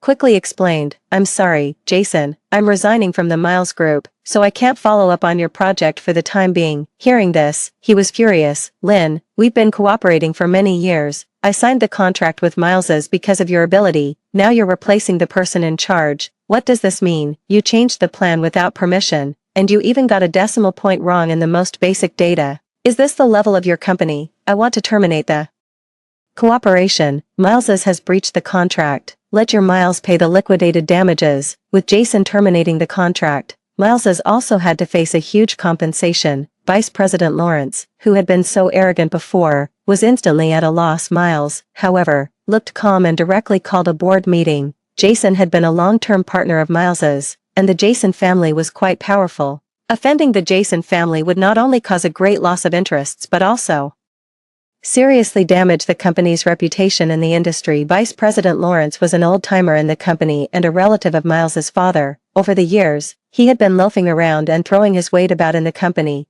and he had leaked a lot of information to Miles's stepmother. But now, since he had made such a serious mistake, no one could protect him, including Vice President Lawrence and the small clique behind him. They were all uprooted and removed from the company. After the board meeting, Miles and Juliet walked towards me together. Miles's expression was no longer as cold as before. He even took my hand and explained, Lynn, it's all over, you don't have to be wronged anymore. Juliet also apologized to me and explained, I'm sorry, Lynn, I was just acting with Miles. Don't be angry, I'm only marrying him to deal with my family. I also have someone I like. I won't mind whatever you two do. Miles looked at me and ordered, Lynn, your team will still be in charge of the project. Go and apologize to Jason. He trusts you very much and recognizes your ability. The project won't be delayed, and he probably won't pursue it further. Listening to their words, I stood there in a daze. It took me a long time to come to my senses. Suddenly, I realized that Miles was just playing a game of chess, and I was just a pawn. Juliet deliberately made things difficult for me, and Miles made me look bad in front of everyone, always protecting Juliet, just to make everyone think that he was tired of me. Vice President Lawrence took it seriously and only wanted to vent his dissatisfaction with me over the years. After getting carried away, he naturally made mistakes, and Miles was waiting for this opportunity to get rid of him completely. In this way, the whole company would be under his control. As for Jason, as our long-term partner and someone who trusted me, as long as I apologized, the project could still run smoothly, and he wouldn't haggle over it. Throughout the whole process, no one would lose out. Only I had lost face for a few days and endured all kinds of grievances. That's all. Congratulations on getting rid of your trouble so easily. I forced a bitter smile. So, can you approve my resignation application now? Lynn, I know you've been wronged. I apologize. And Juliet has also apologized to you. I interrupted him coldly. Miles, we're breaking up. He couldn't believe it. Just because of this, is it really necessary? I met his gaze and asked him, Miles, have I ever been in your future plans? Of course, you are. Being your mistress kept outside is your plan, right? I sneered. What haven't I given you except that piece of paper? He frowned, looking a bit helpless. It's just a business alliance. I don't like her. And nothing will happen between us. We'll be the same as before. Why can others do it but you can't? Yes, in their circle. Arranged marriages were everywhere. Husbands and wives lived their own lives without interfering with each other. And they kept their lovers outside. They still lived their lives, had children. So, he subconsciously thought that I should stay in this position, because I'm not others. I gritted my teeth and shouted at him with all my strength. I slowly closed my eyes, feeling a soreness in them. Miles, I don't seem to love you anymore. In these 9 years, he had filled my heart and eyes. But from the moment he wanted me to be his mistress and allowed me to be humiliated in public, the love of these years seemed to disappear in an instant. There was a long silence, only the heavy breathing of him and me could be heard. He slowly stretched out his hand and hugged me tightly, softening his tone. Lynn, don't be impulsive. I shouldn't have lost my temper with you. You just endure the grievance for a while. We've worked so hard to manage the company for so long. Isn't it for the position of the heir of the family? Now, only an alliance with the Whites family can maximize the benefits. I sneered. Maximize the benefits, Miles, for your benefits, you can abandon anything, right? And I was just a discarded pawn in his balance of interests. Miles looked at me and let out a helpless sigh. Lynn, I said I'd compensate you. He took out a document and handed it to me. A marriage certificate can't guarantee much, but this one can. I took it and was shocked to find that he had transferred many of his assets, such as real estate and shares, to my name. I couldn't believe it. You just want to do this. He nodded. Yes, I asked the lawyer to draw up the gift agreement. I know you've been wronged. You followed me for so many years without a proper status, and you have no sense of security. My marriage to Juliet is just a formality. After Grandpa passes away, it will be dissolved. In my heart, you're the only one who is my wife. He looked at me, his eyes full of affection, and coaxed me gently. I admit that for the so-called interests, I'll give up a lot, but that doesn't include you. Now, I'm giving you my interests. I held the agreement in my hand and stood there for a long time until the internal line rang, reminding Miles, Mr. Chen has arrived in the reception room. Miles answered and then said to me, be good, sign it. He got up and left the office, looking at the assets worth hundreds of millions on the agreement. My mind went blank. It would be a lie to say I wasn't tempted. These assets were something I could never earn in several lifetimes, and he just gave them to me like this. But when my rationality returned, looking at those strings of numbers, I realized that it was also a deeper abyss. I'm no longer a young girl of 20. I won't be easily fooled by a man's sweet talk in a wealthy family's marriage. There are too many interests involved. Divorce is the least cost-effective option, since it was a union based on interests. How could they give it up easily? The computer made a few beeping sounds, interrupting my thoughts. Miles left in a hurry, and the computer was still on. Logged into WeChat out of professional habit, I subconsciously went to turn it off to prevent information leakage. When the mouse hovered over the interface, one of his friends had just sent him a message. Dude, no one is as sincere as you. You gave half of your wealth to your little secretary. Aren't you afraid she'll run away with the money? Miles replied immediately, no, I know her. She has a very strong moral sense and self-esteem. If I give her 1 point, she'll give me 10 in return. It's true that she's been wronged without a proper title, but there's no other way. I can't marry her. If I put the money with her, she won't spend it. She'll only be more devoted to me. The other person kept sighing. Dude, you're really something. No one can stand your moves. Besides, she's a girl with no background. She doesn't dare to go against the family. Even if you give it to her, you can get it back. I stared at the screen,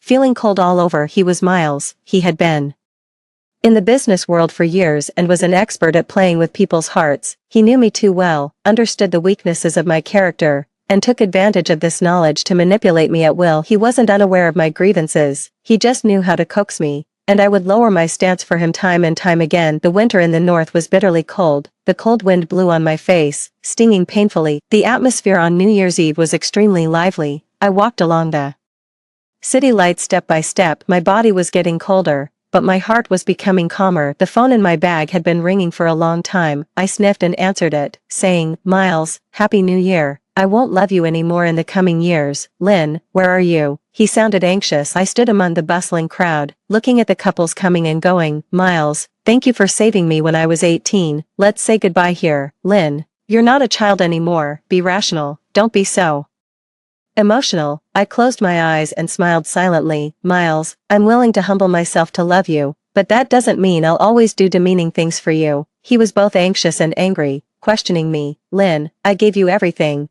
What right do you have to break up? I looked at the arriving bus, with people getting on and off in a hurry. Then I don't want it anymore. I don't want any of it. On the glass of the bus stop sign, the 29-year-old me was reflected. The 29-year-old Lynn was wearing beautiful and expensive clothes, with delicate makeup, looking confident and elegant, full of a mature charm. I almost forgot what I was like 9 years ago. Back then, standing beside Miles, I was extremely cautious. On the first New Year's Eve we spent together, he took me to Macau. The luxurious architecture of the Wynn Palace dazzled me. Passing by the gambling table, he casually threw 2 chips and asked me, which one? I replied nervously, I don't know. He smiled indifferently. It doesn't matter. Just for fun, point at one. I just pointed randomly. Before I could react, I had already lost. Those 2 chips were worth 200,000 yuan, 200,000 yuan. It could buy a house in our small county town. It could save so many rural girls from their plight. In his hands, it was as simple as throwing away trash. He gave me the remaining chips and asked if I wanted to play again. I shook my head uneasily. In the resplendent casino, some people were screaming with joy after winning money, while some people lost everything and squatted in the corridor smoking. There were many ATMs in the casino, and the unwilling ones were withdrawing money frantically. I was worried about that 200,000 yuan all day long. and the surrounding excitement became blurred. He noticed something was wrong and asked why I wasn't happy. I whispered, "I don't like gambling." He nodded slightly and said, "Well, then don't gamble anymore." But I didn't know that stepping into his world was also a huge gamble. I was gambling with my youth for an uncertain future. On New Year's Eve, we drove to Hong Kong. In the top suite of the Rosewood Hotel, we overlooked the entire Victoria Harbour. The moment the New Year's fireworks went up, he gently hugged me and asked, "Do you like it?" Yes, it was the most beautiful fireworks I had ever seen, but it was just fleeting that day. Everything was more luxurious than I could imagine, but I only felt nervous and strange, as if I was an outsider who had strayed into this world. That night, with the New Year's fireworks over Victoria Harbour, we had our first intimate moment. I held him tightly. There was a dull pain in my body, but my heart was filled with unprecedented happiness. That godlike man was now my other half. It seemed that all my good luck and half my life was used up in meeting him. He asked me what my New Year's wish was. I asked him, "Miles, when will you break up with me?" He frowned, puzzled. I asked him, "Don't rich people often change girlfriends?" He laughed and explained, "Lynn, I'm not that kind of person." I asked him, "Then why do you like me? How could there be so many Cinderella stories coming true?" I knew very well how ordinary and plain I was. He said, "I like your purity and simplicity. Being with you makes me feel relaxed and comfortable. I'm not a flirtatious person, and I don't have a chaotic private life." Only then did I know that his family wasn't happy. His mother died early, and his father brought his mistress and illegitimate child who had been kept outside back home. I used to think that rich people should have no worries since they could get whatever they wanted, but he grew up wearing a mask, with severe anxiety and sleep disorders. He said that holding me was warm and sleeping beside me made him feel at ease. Back then, I was like a blank sheet of paper. He taught me how to conduct myself, how to survive in the workplace, and how to love him, whether as a boss or a lover. He was my mentor. I was like a pious believer, desperately trying to keep up with his footsteps. I only thought that if I could be a bit more excellent, and then even more excellent, I would have the qualifications to stand beside him. But the reality was that how could 10 years of hard study compare to the accumulation of 3 generations, even if he didn't inherit the family business and just lived as a idle rich second generation? The wealth in his hands was far beyond what I could reach. Even after struggling for several lifetimes later, I was no longer self-abased or timid. However, standing in front of him, I never had enough confidence. Just as he said, he had given me everything. He was always in the position of the superior. Between us, it was like a nurturing game, and I was like his most perfect creation. The square was crowded with people, and the New Year's Eve was extremely lively. On the stage, several rock singers were singing passionately. At some point, it began to snow. I watched the falling snowflakes and remembered the fireworks on New Year's Eve when I was 20 years old, blooming and then disappearing. I used to think that it would be nice if it snowed. When I woke up in the morning and pushed open the window, the whole world would be white. At that time, he asked me, "Do you have any New Year's wishes?" I said, "I hope that we can watch the snow together next New Year's Eve." In the following years, we spent every New Year's Eve together. I had no family, and he was also estranged from his family. We were like two small animals warming each other in the dark. It was a pity that it never snowed on those New Year's Eves. The concert on the square stage was coming to an end. Everyone was counting down the new year together. The century bell, which had been silent for many years, rang out the New Year's bell, and the white snow was falling thickly. I tightened my collar, closed my eyes, and made my 10th New Year's wish. "Lynn, belong to yourself." The snow was falling more heavily, and the crowd began to disperse. I took out my phone to call a taxi, only to find that my phone and wallet were gone. The street was crowded with people, and the traffic was jammed. I stood on the street, at a loss. I no longer liked the snow that I had been looking forward to for so many years. It was so cold, and I couldn't get a taxi. Without a phone or money, I was afraid I would freeze to death on the street. I had been standing stiff in the cold wind for a long time, and my hands and feet were numb. Just then, I saw the boy who had been singing on the stage packing up his instruments and about to leave on his motorcycle. I quickly walked up to him. "Sir, my phone and wallet were stolen. Can I borrow your phone to make a call?" He stopped, and his companions joked, "Yo, Jason, how many girls who lost their phones have you met today?" He casually glanced at me, with a bit of banter in his voice. "Sorry, sister, I like men." I just realized that he thought I was hitting on him. What a coincidence. I like men too, brother. I really lost my phone. Seeing that he still didn't believe me, I simply turned to one of his friends. "Handsome guy, can I borrow your phone?" He got anxious immediately and stopped me. "Use mine." I picked up the phone, stared at the screen, and froze on the spot. not moving for a long time. Hey, sister, are you going to call or not? Who should I call? I had no relatives, no friends. The only number I could remember was Miles's. Thanks, no need. I sniffed and handed the phone back to him. He was stunned for a moment, staring at me. Do you want a ride? I'll take you home for 100 yuan. You definitely can't get a taxi now. I looked up at the bustling crowd and the little lights shining from the tall buildings in the distance. Where could I go? Among the thousands of twinkling lights, not one belonged to me. I squatted on the ground and burst into tears. He seemed startled by me and quickly said, "No, sister, where do you live? I'll take you there for free." Okay, I was sobbing so hard that I could hardly breathe. I don't have a home, no way. Are you the little match girl in this heavy snow? He was a bit flustered, scratching his head. Well, why don't you stay at my place? I'll charge you 500 yuan, the price of a nearby hotel. I'm not a bad guy, I'm just short of money. Here's my ID card for you. As he said that, he handed me his ID card. I was a bit confused. Isn't it the guests who should leave their ID cards when staying at a hotel? I took it and saw the name on it.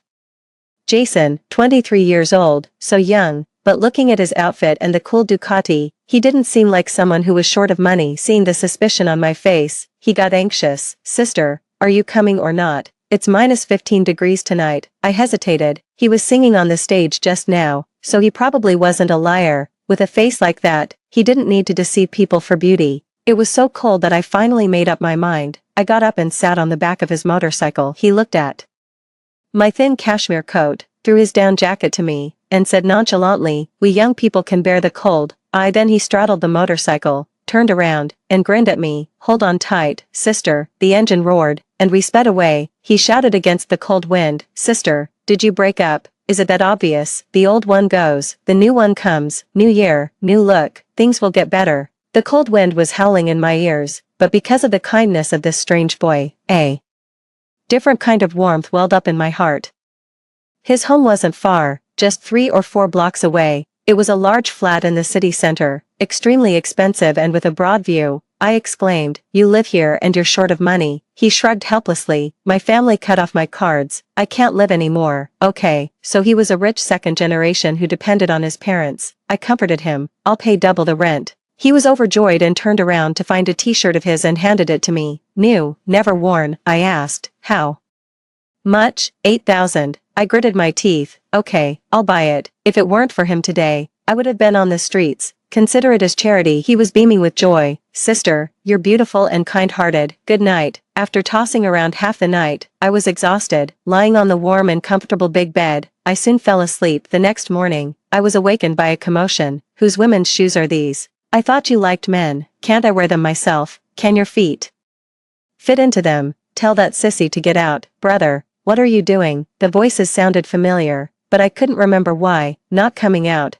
With a bang, the door was suddenly kicked open. I sat up in bed with a start, trembling with fear. The person who came in cursed me head on. "I'm telling you, our Jason family will never let a man marry in. You can forget about." Halfway through the curse, his eyes landed on me. "Lynn, Jason, Jason." We both stared at each other in confusion. The atmosphere was extremely awkward. "Brother, you know each other." I had long heard that President Jason had a playboy younger brother who ate, drank, and had fun all day long. I never expected it to be him. "President Jason, don't misunderstand. I'm just staying here for a night," I quickly explained. President Jason's eyes fell on the men's t-shirt I was wearing, and his eyes darkened. "Do you think I'm stupid?" Then he looked puzzled again. "Lynn, didn't you and Miles?" He paused, then suddenly realized. "Jason, you've become a mistress." President Jason was so angry that he pointed at Jason and cursed. No wonder Lynn suddenly resigned. "So it was you who messed things up." I was still asking Miles's for liquidated damages. "Turns out it was you who stole his girlfriend." My head was buzzing.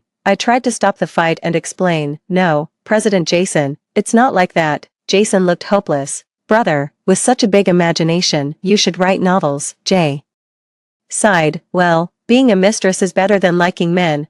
Jason looked at him speechlessly. "So, brother, I need money to date. I can't keep living off a woman." "Right, you go back to the company obediently, and I'll unfreeze your cards." Jason sneered. "Bye, brother, we have things to do." He signaled me with his eyes. "Let's go." I quickly changed my clothes. "Where to?" he asked me. "Do you have any money?" I subconsciously touched my pocket. "No." "Give me a ride," I added. "I'll give You 200 yuan, okay. He happily went to start his beloved motorcycle. My ID card was still with Miles, along with some other documents. I needed to get them back. It was getting late. He was always very self-disciplined, so he probably wasn't home at this time, but when I opened the door, his voice suddenly rang out. Lynn, you're back. Miles was actually at home. His voice was hoarse, with faint dark circles under his eyes, looking exhausted. Where were you last night? I couldn't get through to your phone. He stared at me, his tone unhappy. Do you know I've been looking for you all night? With Jason here, I didn't want to argue with him. I lost my phone. I'm here to get my things. Only then did he notice Jason behind me. Who is he? Jason crossed his arms, raised his chin slightly, and introduced himself to Miles with a smile. I'm the exclusive driver of this sister. Miles stared at me, asking, Lynn,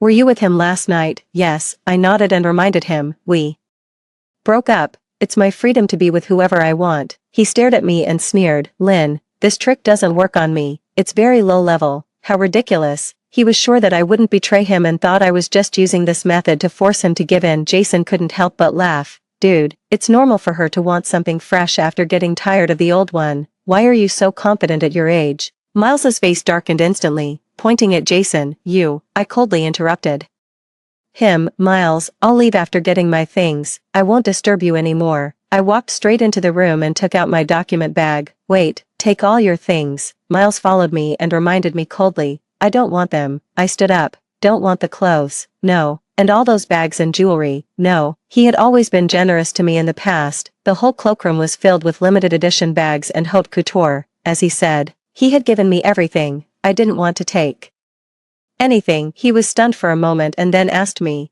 don't want the car either? No, I don't want anything. I'll give it all back to you. I got up to leave. He stared at me and said, fine, I'll throw away all your things. I don't want them either. No, no, no, I want them. Is that okay? Jason suddenly rushed over, very eager. I looked at him. Do you like Ferraris? He was overjoyed and nodded repeatedly. Yes, yes, it's yours. Jason's eyes lit up with excitement. Miles frowned and reminded me coldly, Lynn, you're not a child anymore. People like him just want to cheat you out of your money. I glanced at him sideways and smiled self-deprecatingly. At least it's better than being cheated on emotionally. Jason drove my car, excited as if he'd won the lottery. I couldn't help but ask, hey, you're a super rich second generation. How did you end up in such a mess? He sighed helplessly. My family won't let me pursue music. They cut off my cards, ordered me to go home and manage the company, and even arranged dozens of blind dates for me to get married. Then, he gave a sly smile. So, I brought a man home. Okay, no wonder they say that the young master of the Jason family is unreliable. Where to? He asked me. The nearest barbershop. At the barbershop, I sat in front of the mirror, looking at my long hair that I'd had for years, and said to the barber, cut it. Strands of long hair fell to the ground. Looking at myself in the mirror, I felt a bit strange. Do I look ugly? I asked the person beside me. He was stunned for a moment, then exclaimed, no, sister, you look like a pure college girl, even younger than me. Oh, that won't do. Looking like a college student makes it easy to be bullied in the workplace. I quickly told the barber, give me a more mature style. After some trimming, my hair was slightly curled and dyed a low-key brown. It looked less childish and more composed. I was very satisfied. In the past, Miles liked my long hair, so I kept it. He liked me in light-colored clothes, so my wardrobe was full of them. He liked me to be positive and motivated, so I kept enriching myself. Thinking about it, I seemed to have been unconsciously trying to please him. I thought that breaking up would be extremely painful, but in fact, after cutting my hair, I felt incredibly relaxed. I looked at myself in the mirror and smiled with relief. It's good, a fresh start. Jason looked at me, looking a bit hesitant. Sister, are you leaving? Yes, actually, I think it's just a breakup.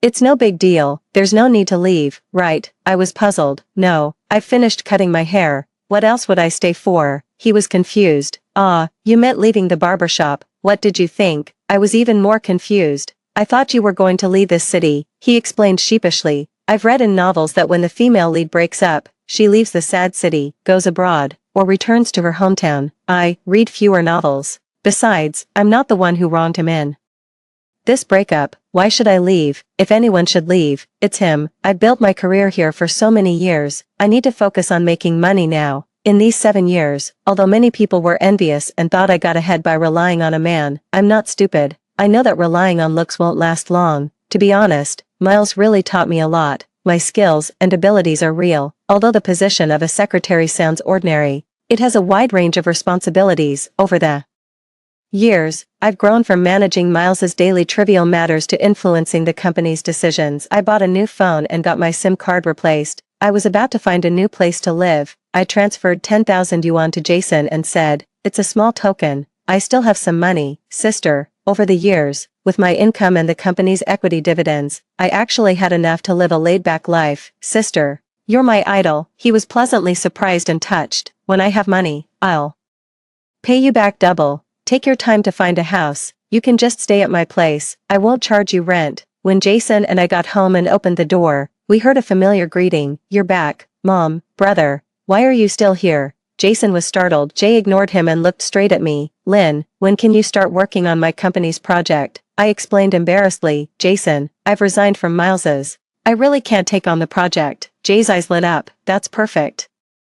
Come to my company. I won't pay you less than what Miles did. I tried to poach you before, but you refused because of your boyfriend. Now it's the right time, isn't it?" To be honest, Jason was my first major client. When I first joined the company, everyone thought I was just a vase who got the job by selling her looks. When I went to talk about cooperation with Jason, he was also very skeptical of me. "Miss Song, don't waste your efforts." At that time, I just waited for him downstairs at his company every day. Later, for some reason, I was invited to his office. I briefly explained my plan in 10 minutes, and he signed the contract on the spot. I was very curious and asked him why he gave me the chance. He said that he happened to see me waiting for him downstairs. A row of bicycles beside the office building had been blown down by the wind, and I was helping to pick them up one by one. It was such a simple thing. Later, he offered me a job as a business supervisor at his company. I refused at that time. He said, "Little girl, your ability will be buried because of personal feelings." Back then, I was too involved to see clearly. Now that I'm an outsider, I finally understand the meaning of his words. I still politely declined. Jason,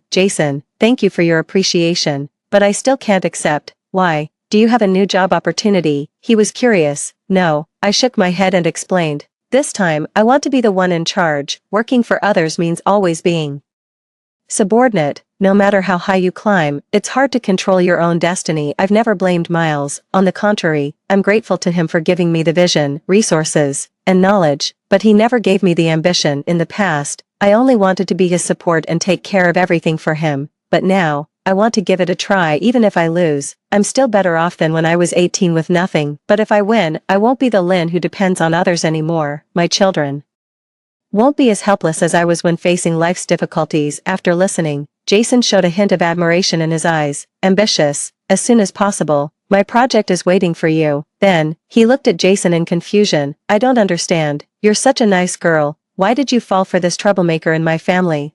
No, Jason, I'm really not in that kind of relationship with your brother." He looked at Jason with disgust and ordered, "Take her home to meet your parents when you have time, and go back to the company to work right away." Jason left. Jason and I looked at each other. "Sister, let's cooperate," he suddenly suggested. I was a bit confused. "How? Let's get married. A real marriage or a fake one is fine." He rambled on with his analysis. "You definitely need connections and resources for starting a business. With the Jason family as your background, things will be much easier. You can focus on making money. I don't like doing business. I don't want to be forced by my family to go on blind dates and get married. I just want to focus on making the music I like." He was right. With the Jason family connection, the resources and convenience it would bring could definitely save me a lot of detours. But after thinking about it, I still reminded him, "Jason, I don't have a good reputation. I was with Miles for 9 years. In others' eyes, I'm just a secretary who got ahead by relying on her looks." He shrugged indifferently and mocked himself. "My reputation is also bad. They call me a playboy, a useless rich second generation. I'm not capable either. I can't earn much from singing. If my family doesn't give me money, I might have to live off you." I thought about it and thought it was feasible. "Okay, happy cooperation." Jason took me home to meet his parents. As expected, his parents opposed it. "No way, that girl has a bad reputation and no family background. It's okay to have fun with her, but marriage is out of the question. Enough. You're being picky." Jason shook his head speechlessly. "I've known Lynn for many years. She has good character and excellent work ability. So what if her family is poor? Do you think a perfect rich girl would like your son? Are you waiting for him to marry a punk? Then you'll be satisfied." Then, he reminded them helplessly, It's lucky that a girl is willing to be with him. Maybe in a few years, she'll give you a grandson. You should be happy." The old couple was still hesitant, but, "This girl is much older than your brother." "Jason, a woman 3 years older means more gold. 2 bricks are even better, right?" After some thought, Jason's parents changed their attitudes immediately. "Daughter-in-law, I was a bit harsh just now. Don't take it to heart." Jason and I quickly got our marriage license. Coming out of the Civil Affairs Bureau, Miles's call kept coming. I picked it up suspiciously. His voice on the other end sounded a bit weak. "Lynn, where are my cufflinks?" "In the second drawer at the bottom of the wardrobe." "Where are my underwear?" "In the side storage box." And, I interrupted him directly, "Miles, I'll summarize it in a table and send it to your email later. Don't ask me about such things anymore." He was silent for a few seconds, then said hoarsely, "When will you come back?" His voice softened, with a hint of ingratiation. "Lynn, let's make up. Don't be angry anymore. I can't sleep without you," I calmly told him. "Miles, I'm married." "What did you say?" I sent him a photo of the marriage certificate. "Jay's younger brother. He's 6 years younger than me." His voice was full of anger. "You married him for the Jason family's background." I didn't deny it and continued, "You just said we could make up."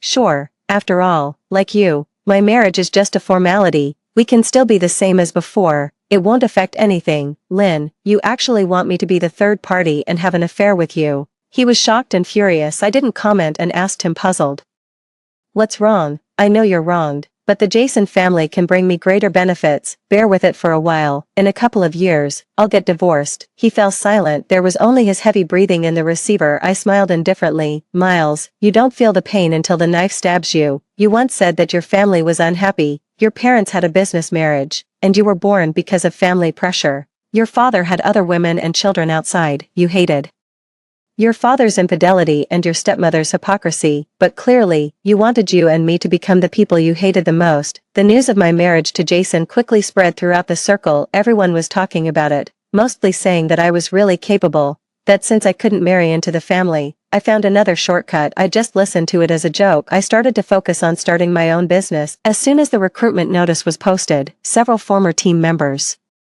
came to apply. We had worked together for years and had a great working rapport. The project of Jason was something we were familiar with a large amount of project funds in place. I doubled the bonuses with a wave of my hand. Everyone was immediately full of motivation and signed several more contracts in succession. Although the company was small, it was full of energy. With the support of the Jason family, the business expansion went smoothly. Jason was still running around for various performances every day. He really loved music. However, his family still disagreed and kept his cards frozen, hoping that he would manage the company with me. Jason complained about being poor, looking at me pitifully. "Sister, I have no money to eat." I smiled helplessly and transferred 200,000 yuan to him. "I'm finally a kept man." "Thanks, sister." He immediately beamed like a child who got candy. When his elder brother found out, he shook his head angrily. "You're getting more and more unreliable. When will you go back to the company, living off your wife every day? Don't you feel ashamed?" I quickly smoothed things over. "Big brother, I can handle things at the company. Jason is still young. Let him have a few more years to have fun."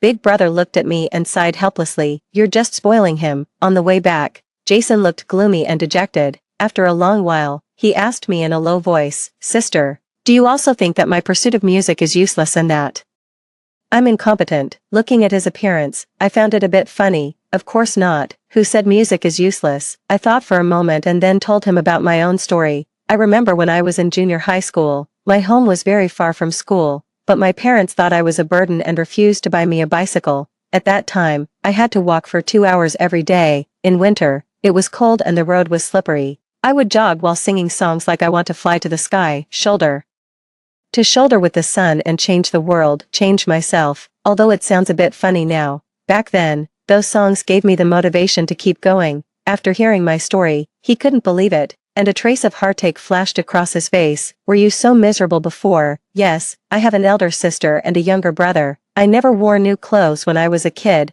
I only knew that going to university could be my way out. So I studied like crazy every day." I smiled and looked at him earnestly. "I've never been to any hobby classes. Having a dream and a hobby is really wonderful, because even now, I don't know what my hobby is, what my dream is. I only know that I have to make enough money to live a better life." It was also the first time in many years that I faced my past so calmly. When I was with Miles, I was always ashamed to mention my past. When you like someone, you always feel inferior subconsciously, and I didn't want him to remember the once embarrassed Lynn, but with Jason, I could be extremely relaxed and calm. Jason was silent for a long time, looking gloomy, but I don't know how long I can hold on to my dream. Making music costs a lot, and my family has always been against it. I looked at him with firm eyes. I'll help you. How? Of course, we'll make the most of our marriage. Jason, you sing beautifully. All you need is a chance to go viral. I patted him on the shoulder hard and, looking into his innocent eyes, asked, do you want to become an overnight sensation? Do you want to be a top star? Do you want the whole world to hear your voice? He nodded excitedly, his eyes shining. Yes, yes, yes. If you want to succeed, go crazy first. I made several vlogs of him and posted them on the video platform. The first day of having to go home and inherit the family fortune if I don't get famous. In the video, Jason, wearing shabby clothes and holding a guitar, saying to the camera, guys, my family cut off my funds, but I still won't give up on music. The poor life of a useless rich second generation after having his card stopped. In the picture, Jason was cooking instant noodles and cracked half an egg into it, explaining, I'll save the other half for the next meal. A rich second generation turns to be a singer, dream or fantasy. In the video, Jason carried a snakeskin bag on his back and had messy hair like a chicken coop. Help. Where can I pick up empty mineral water bottles and waste cardboard boxes? Before long, it really caught the attention of netizens.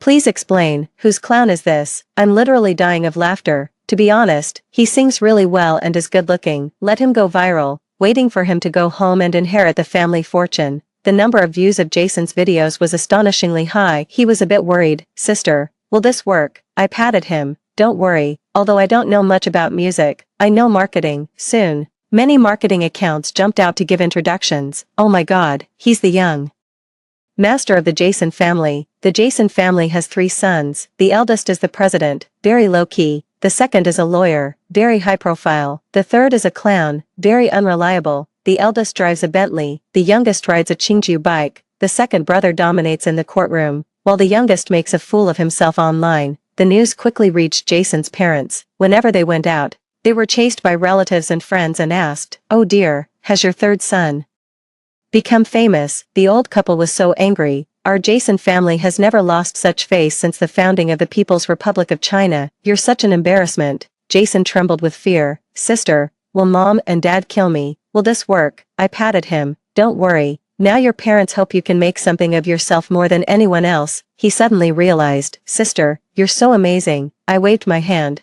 This is just the beginning. I forwarded him a music talent show link. I signed you up. Oh, by the way, our company has just made some money recently. I'll use it to sponsor this show. Why? To launch you. His eyes instantly turned red. Sister, you're so nice. Woo-woo. This silly boy is so easy to coax. Actually, I did it purely for the money. The news that Jason was participating in the show spread across the internet in an instant. With his unique voice and an original song, he went viral overnight and advanced to the finals. A photo of me waiting for him backstage was accidentally taken by an entertainment journalist and posted online. The media started to report on him extensively. Of course, I also bought some hot searches. Shocked, I heard that Jason got married young. His wife is waiting for him backstage at the show. They're so sweet. Oh my god, his wife is actually the sponsor of the show. That's right, Lynn, 6 years older than Jason, is now the president of a company. She's beautiful and excellent. So, his wife is the sponsor.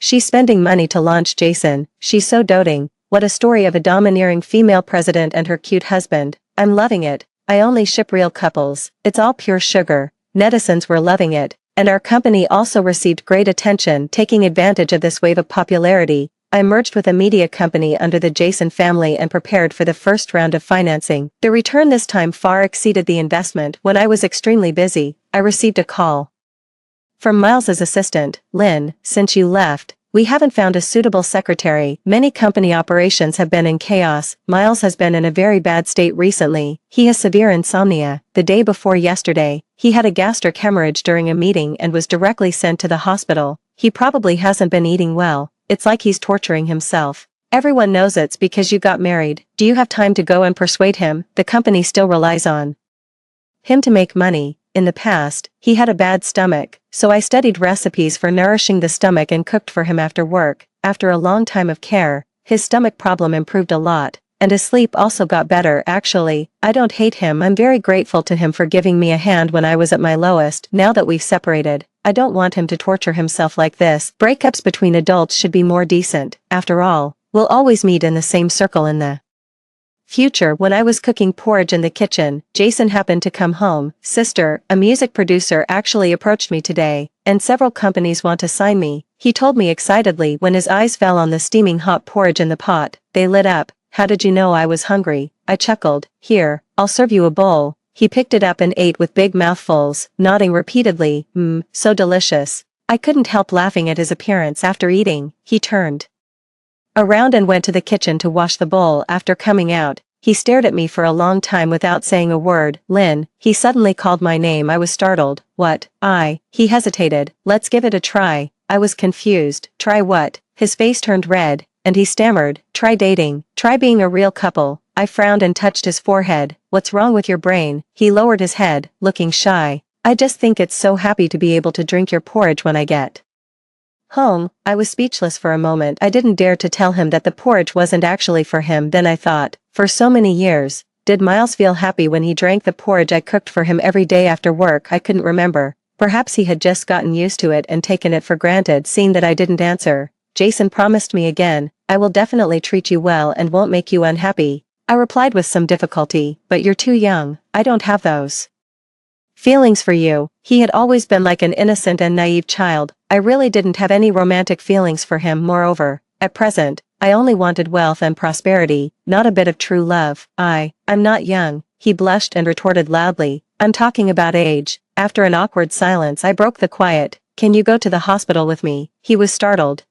Are you sick? No, it's Miles. When his eyes fell on the thermos in the kitchen, his face fell. Seeing this, I quickly coaxed him. Okay, I'll make it for you next time if you like it. It's not a big deal. In the hospital, Miles was lying on the bed, looking much thinner, his hair messy, and there were black stubbles around his mouth. He looked extremely exhausted. He didn't look like the elegant man he used to be at all. Miles, I called him, and he looked up in a daze. Lynn, you're here. I smiled. Yes, Jason came with me. I pointed at Jason beside me. He opened his mouth, wanted to say something, but then fell silent. After a long time, he said hoarsely, Lynn, I don't understand. Why did you just leave? Why did you suddenly stop loving me? We used to be so good. I forced a bitter smile. Yes, we were so good. You've always known how much I cared about you. I have no relatives, no friends, and I regarded you as my only support. You were sure that I wouldn't leave you. You also knew how humbly I loved you. You understood my caution and my inferiority. Even the slightest bit of kindness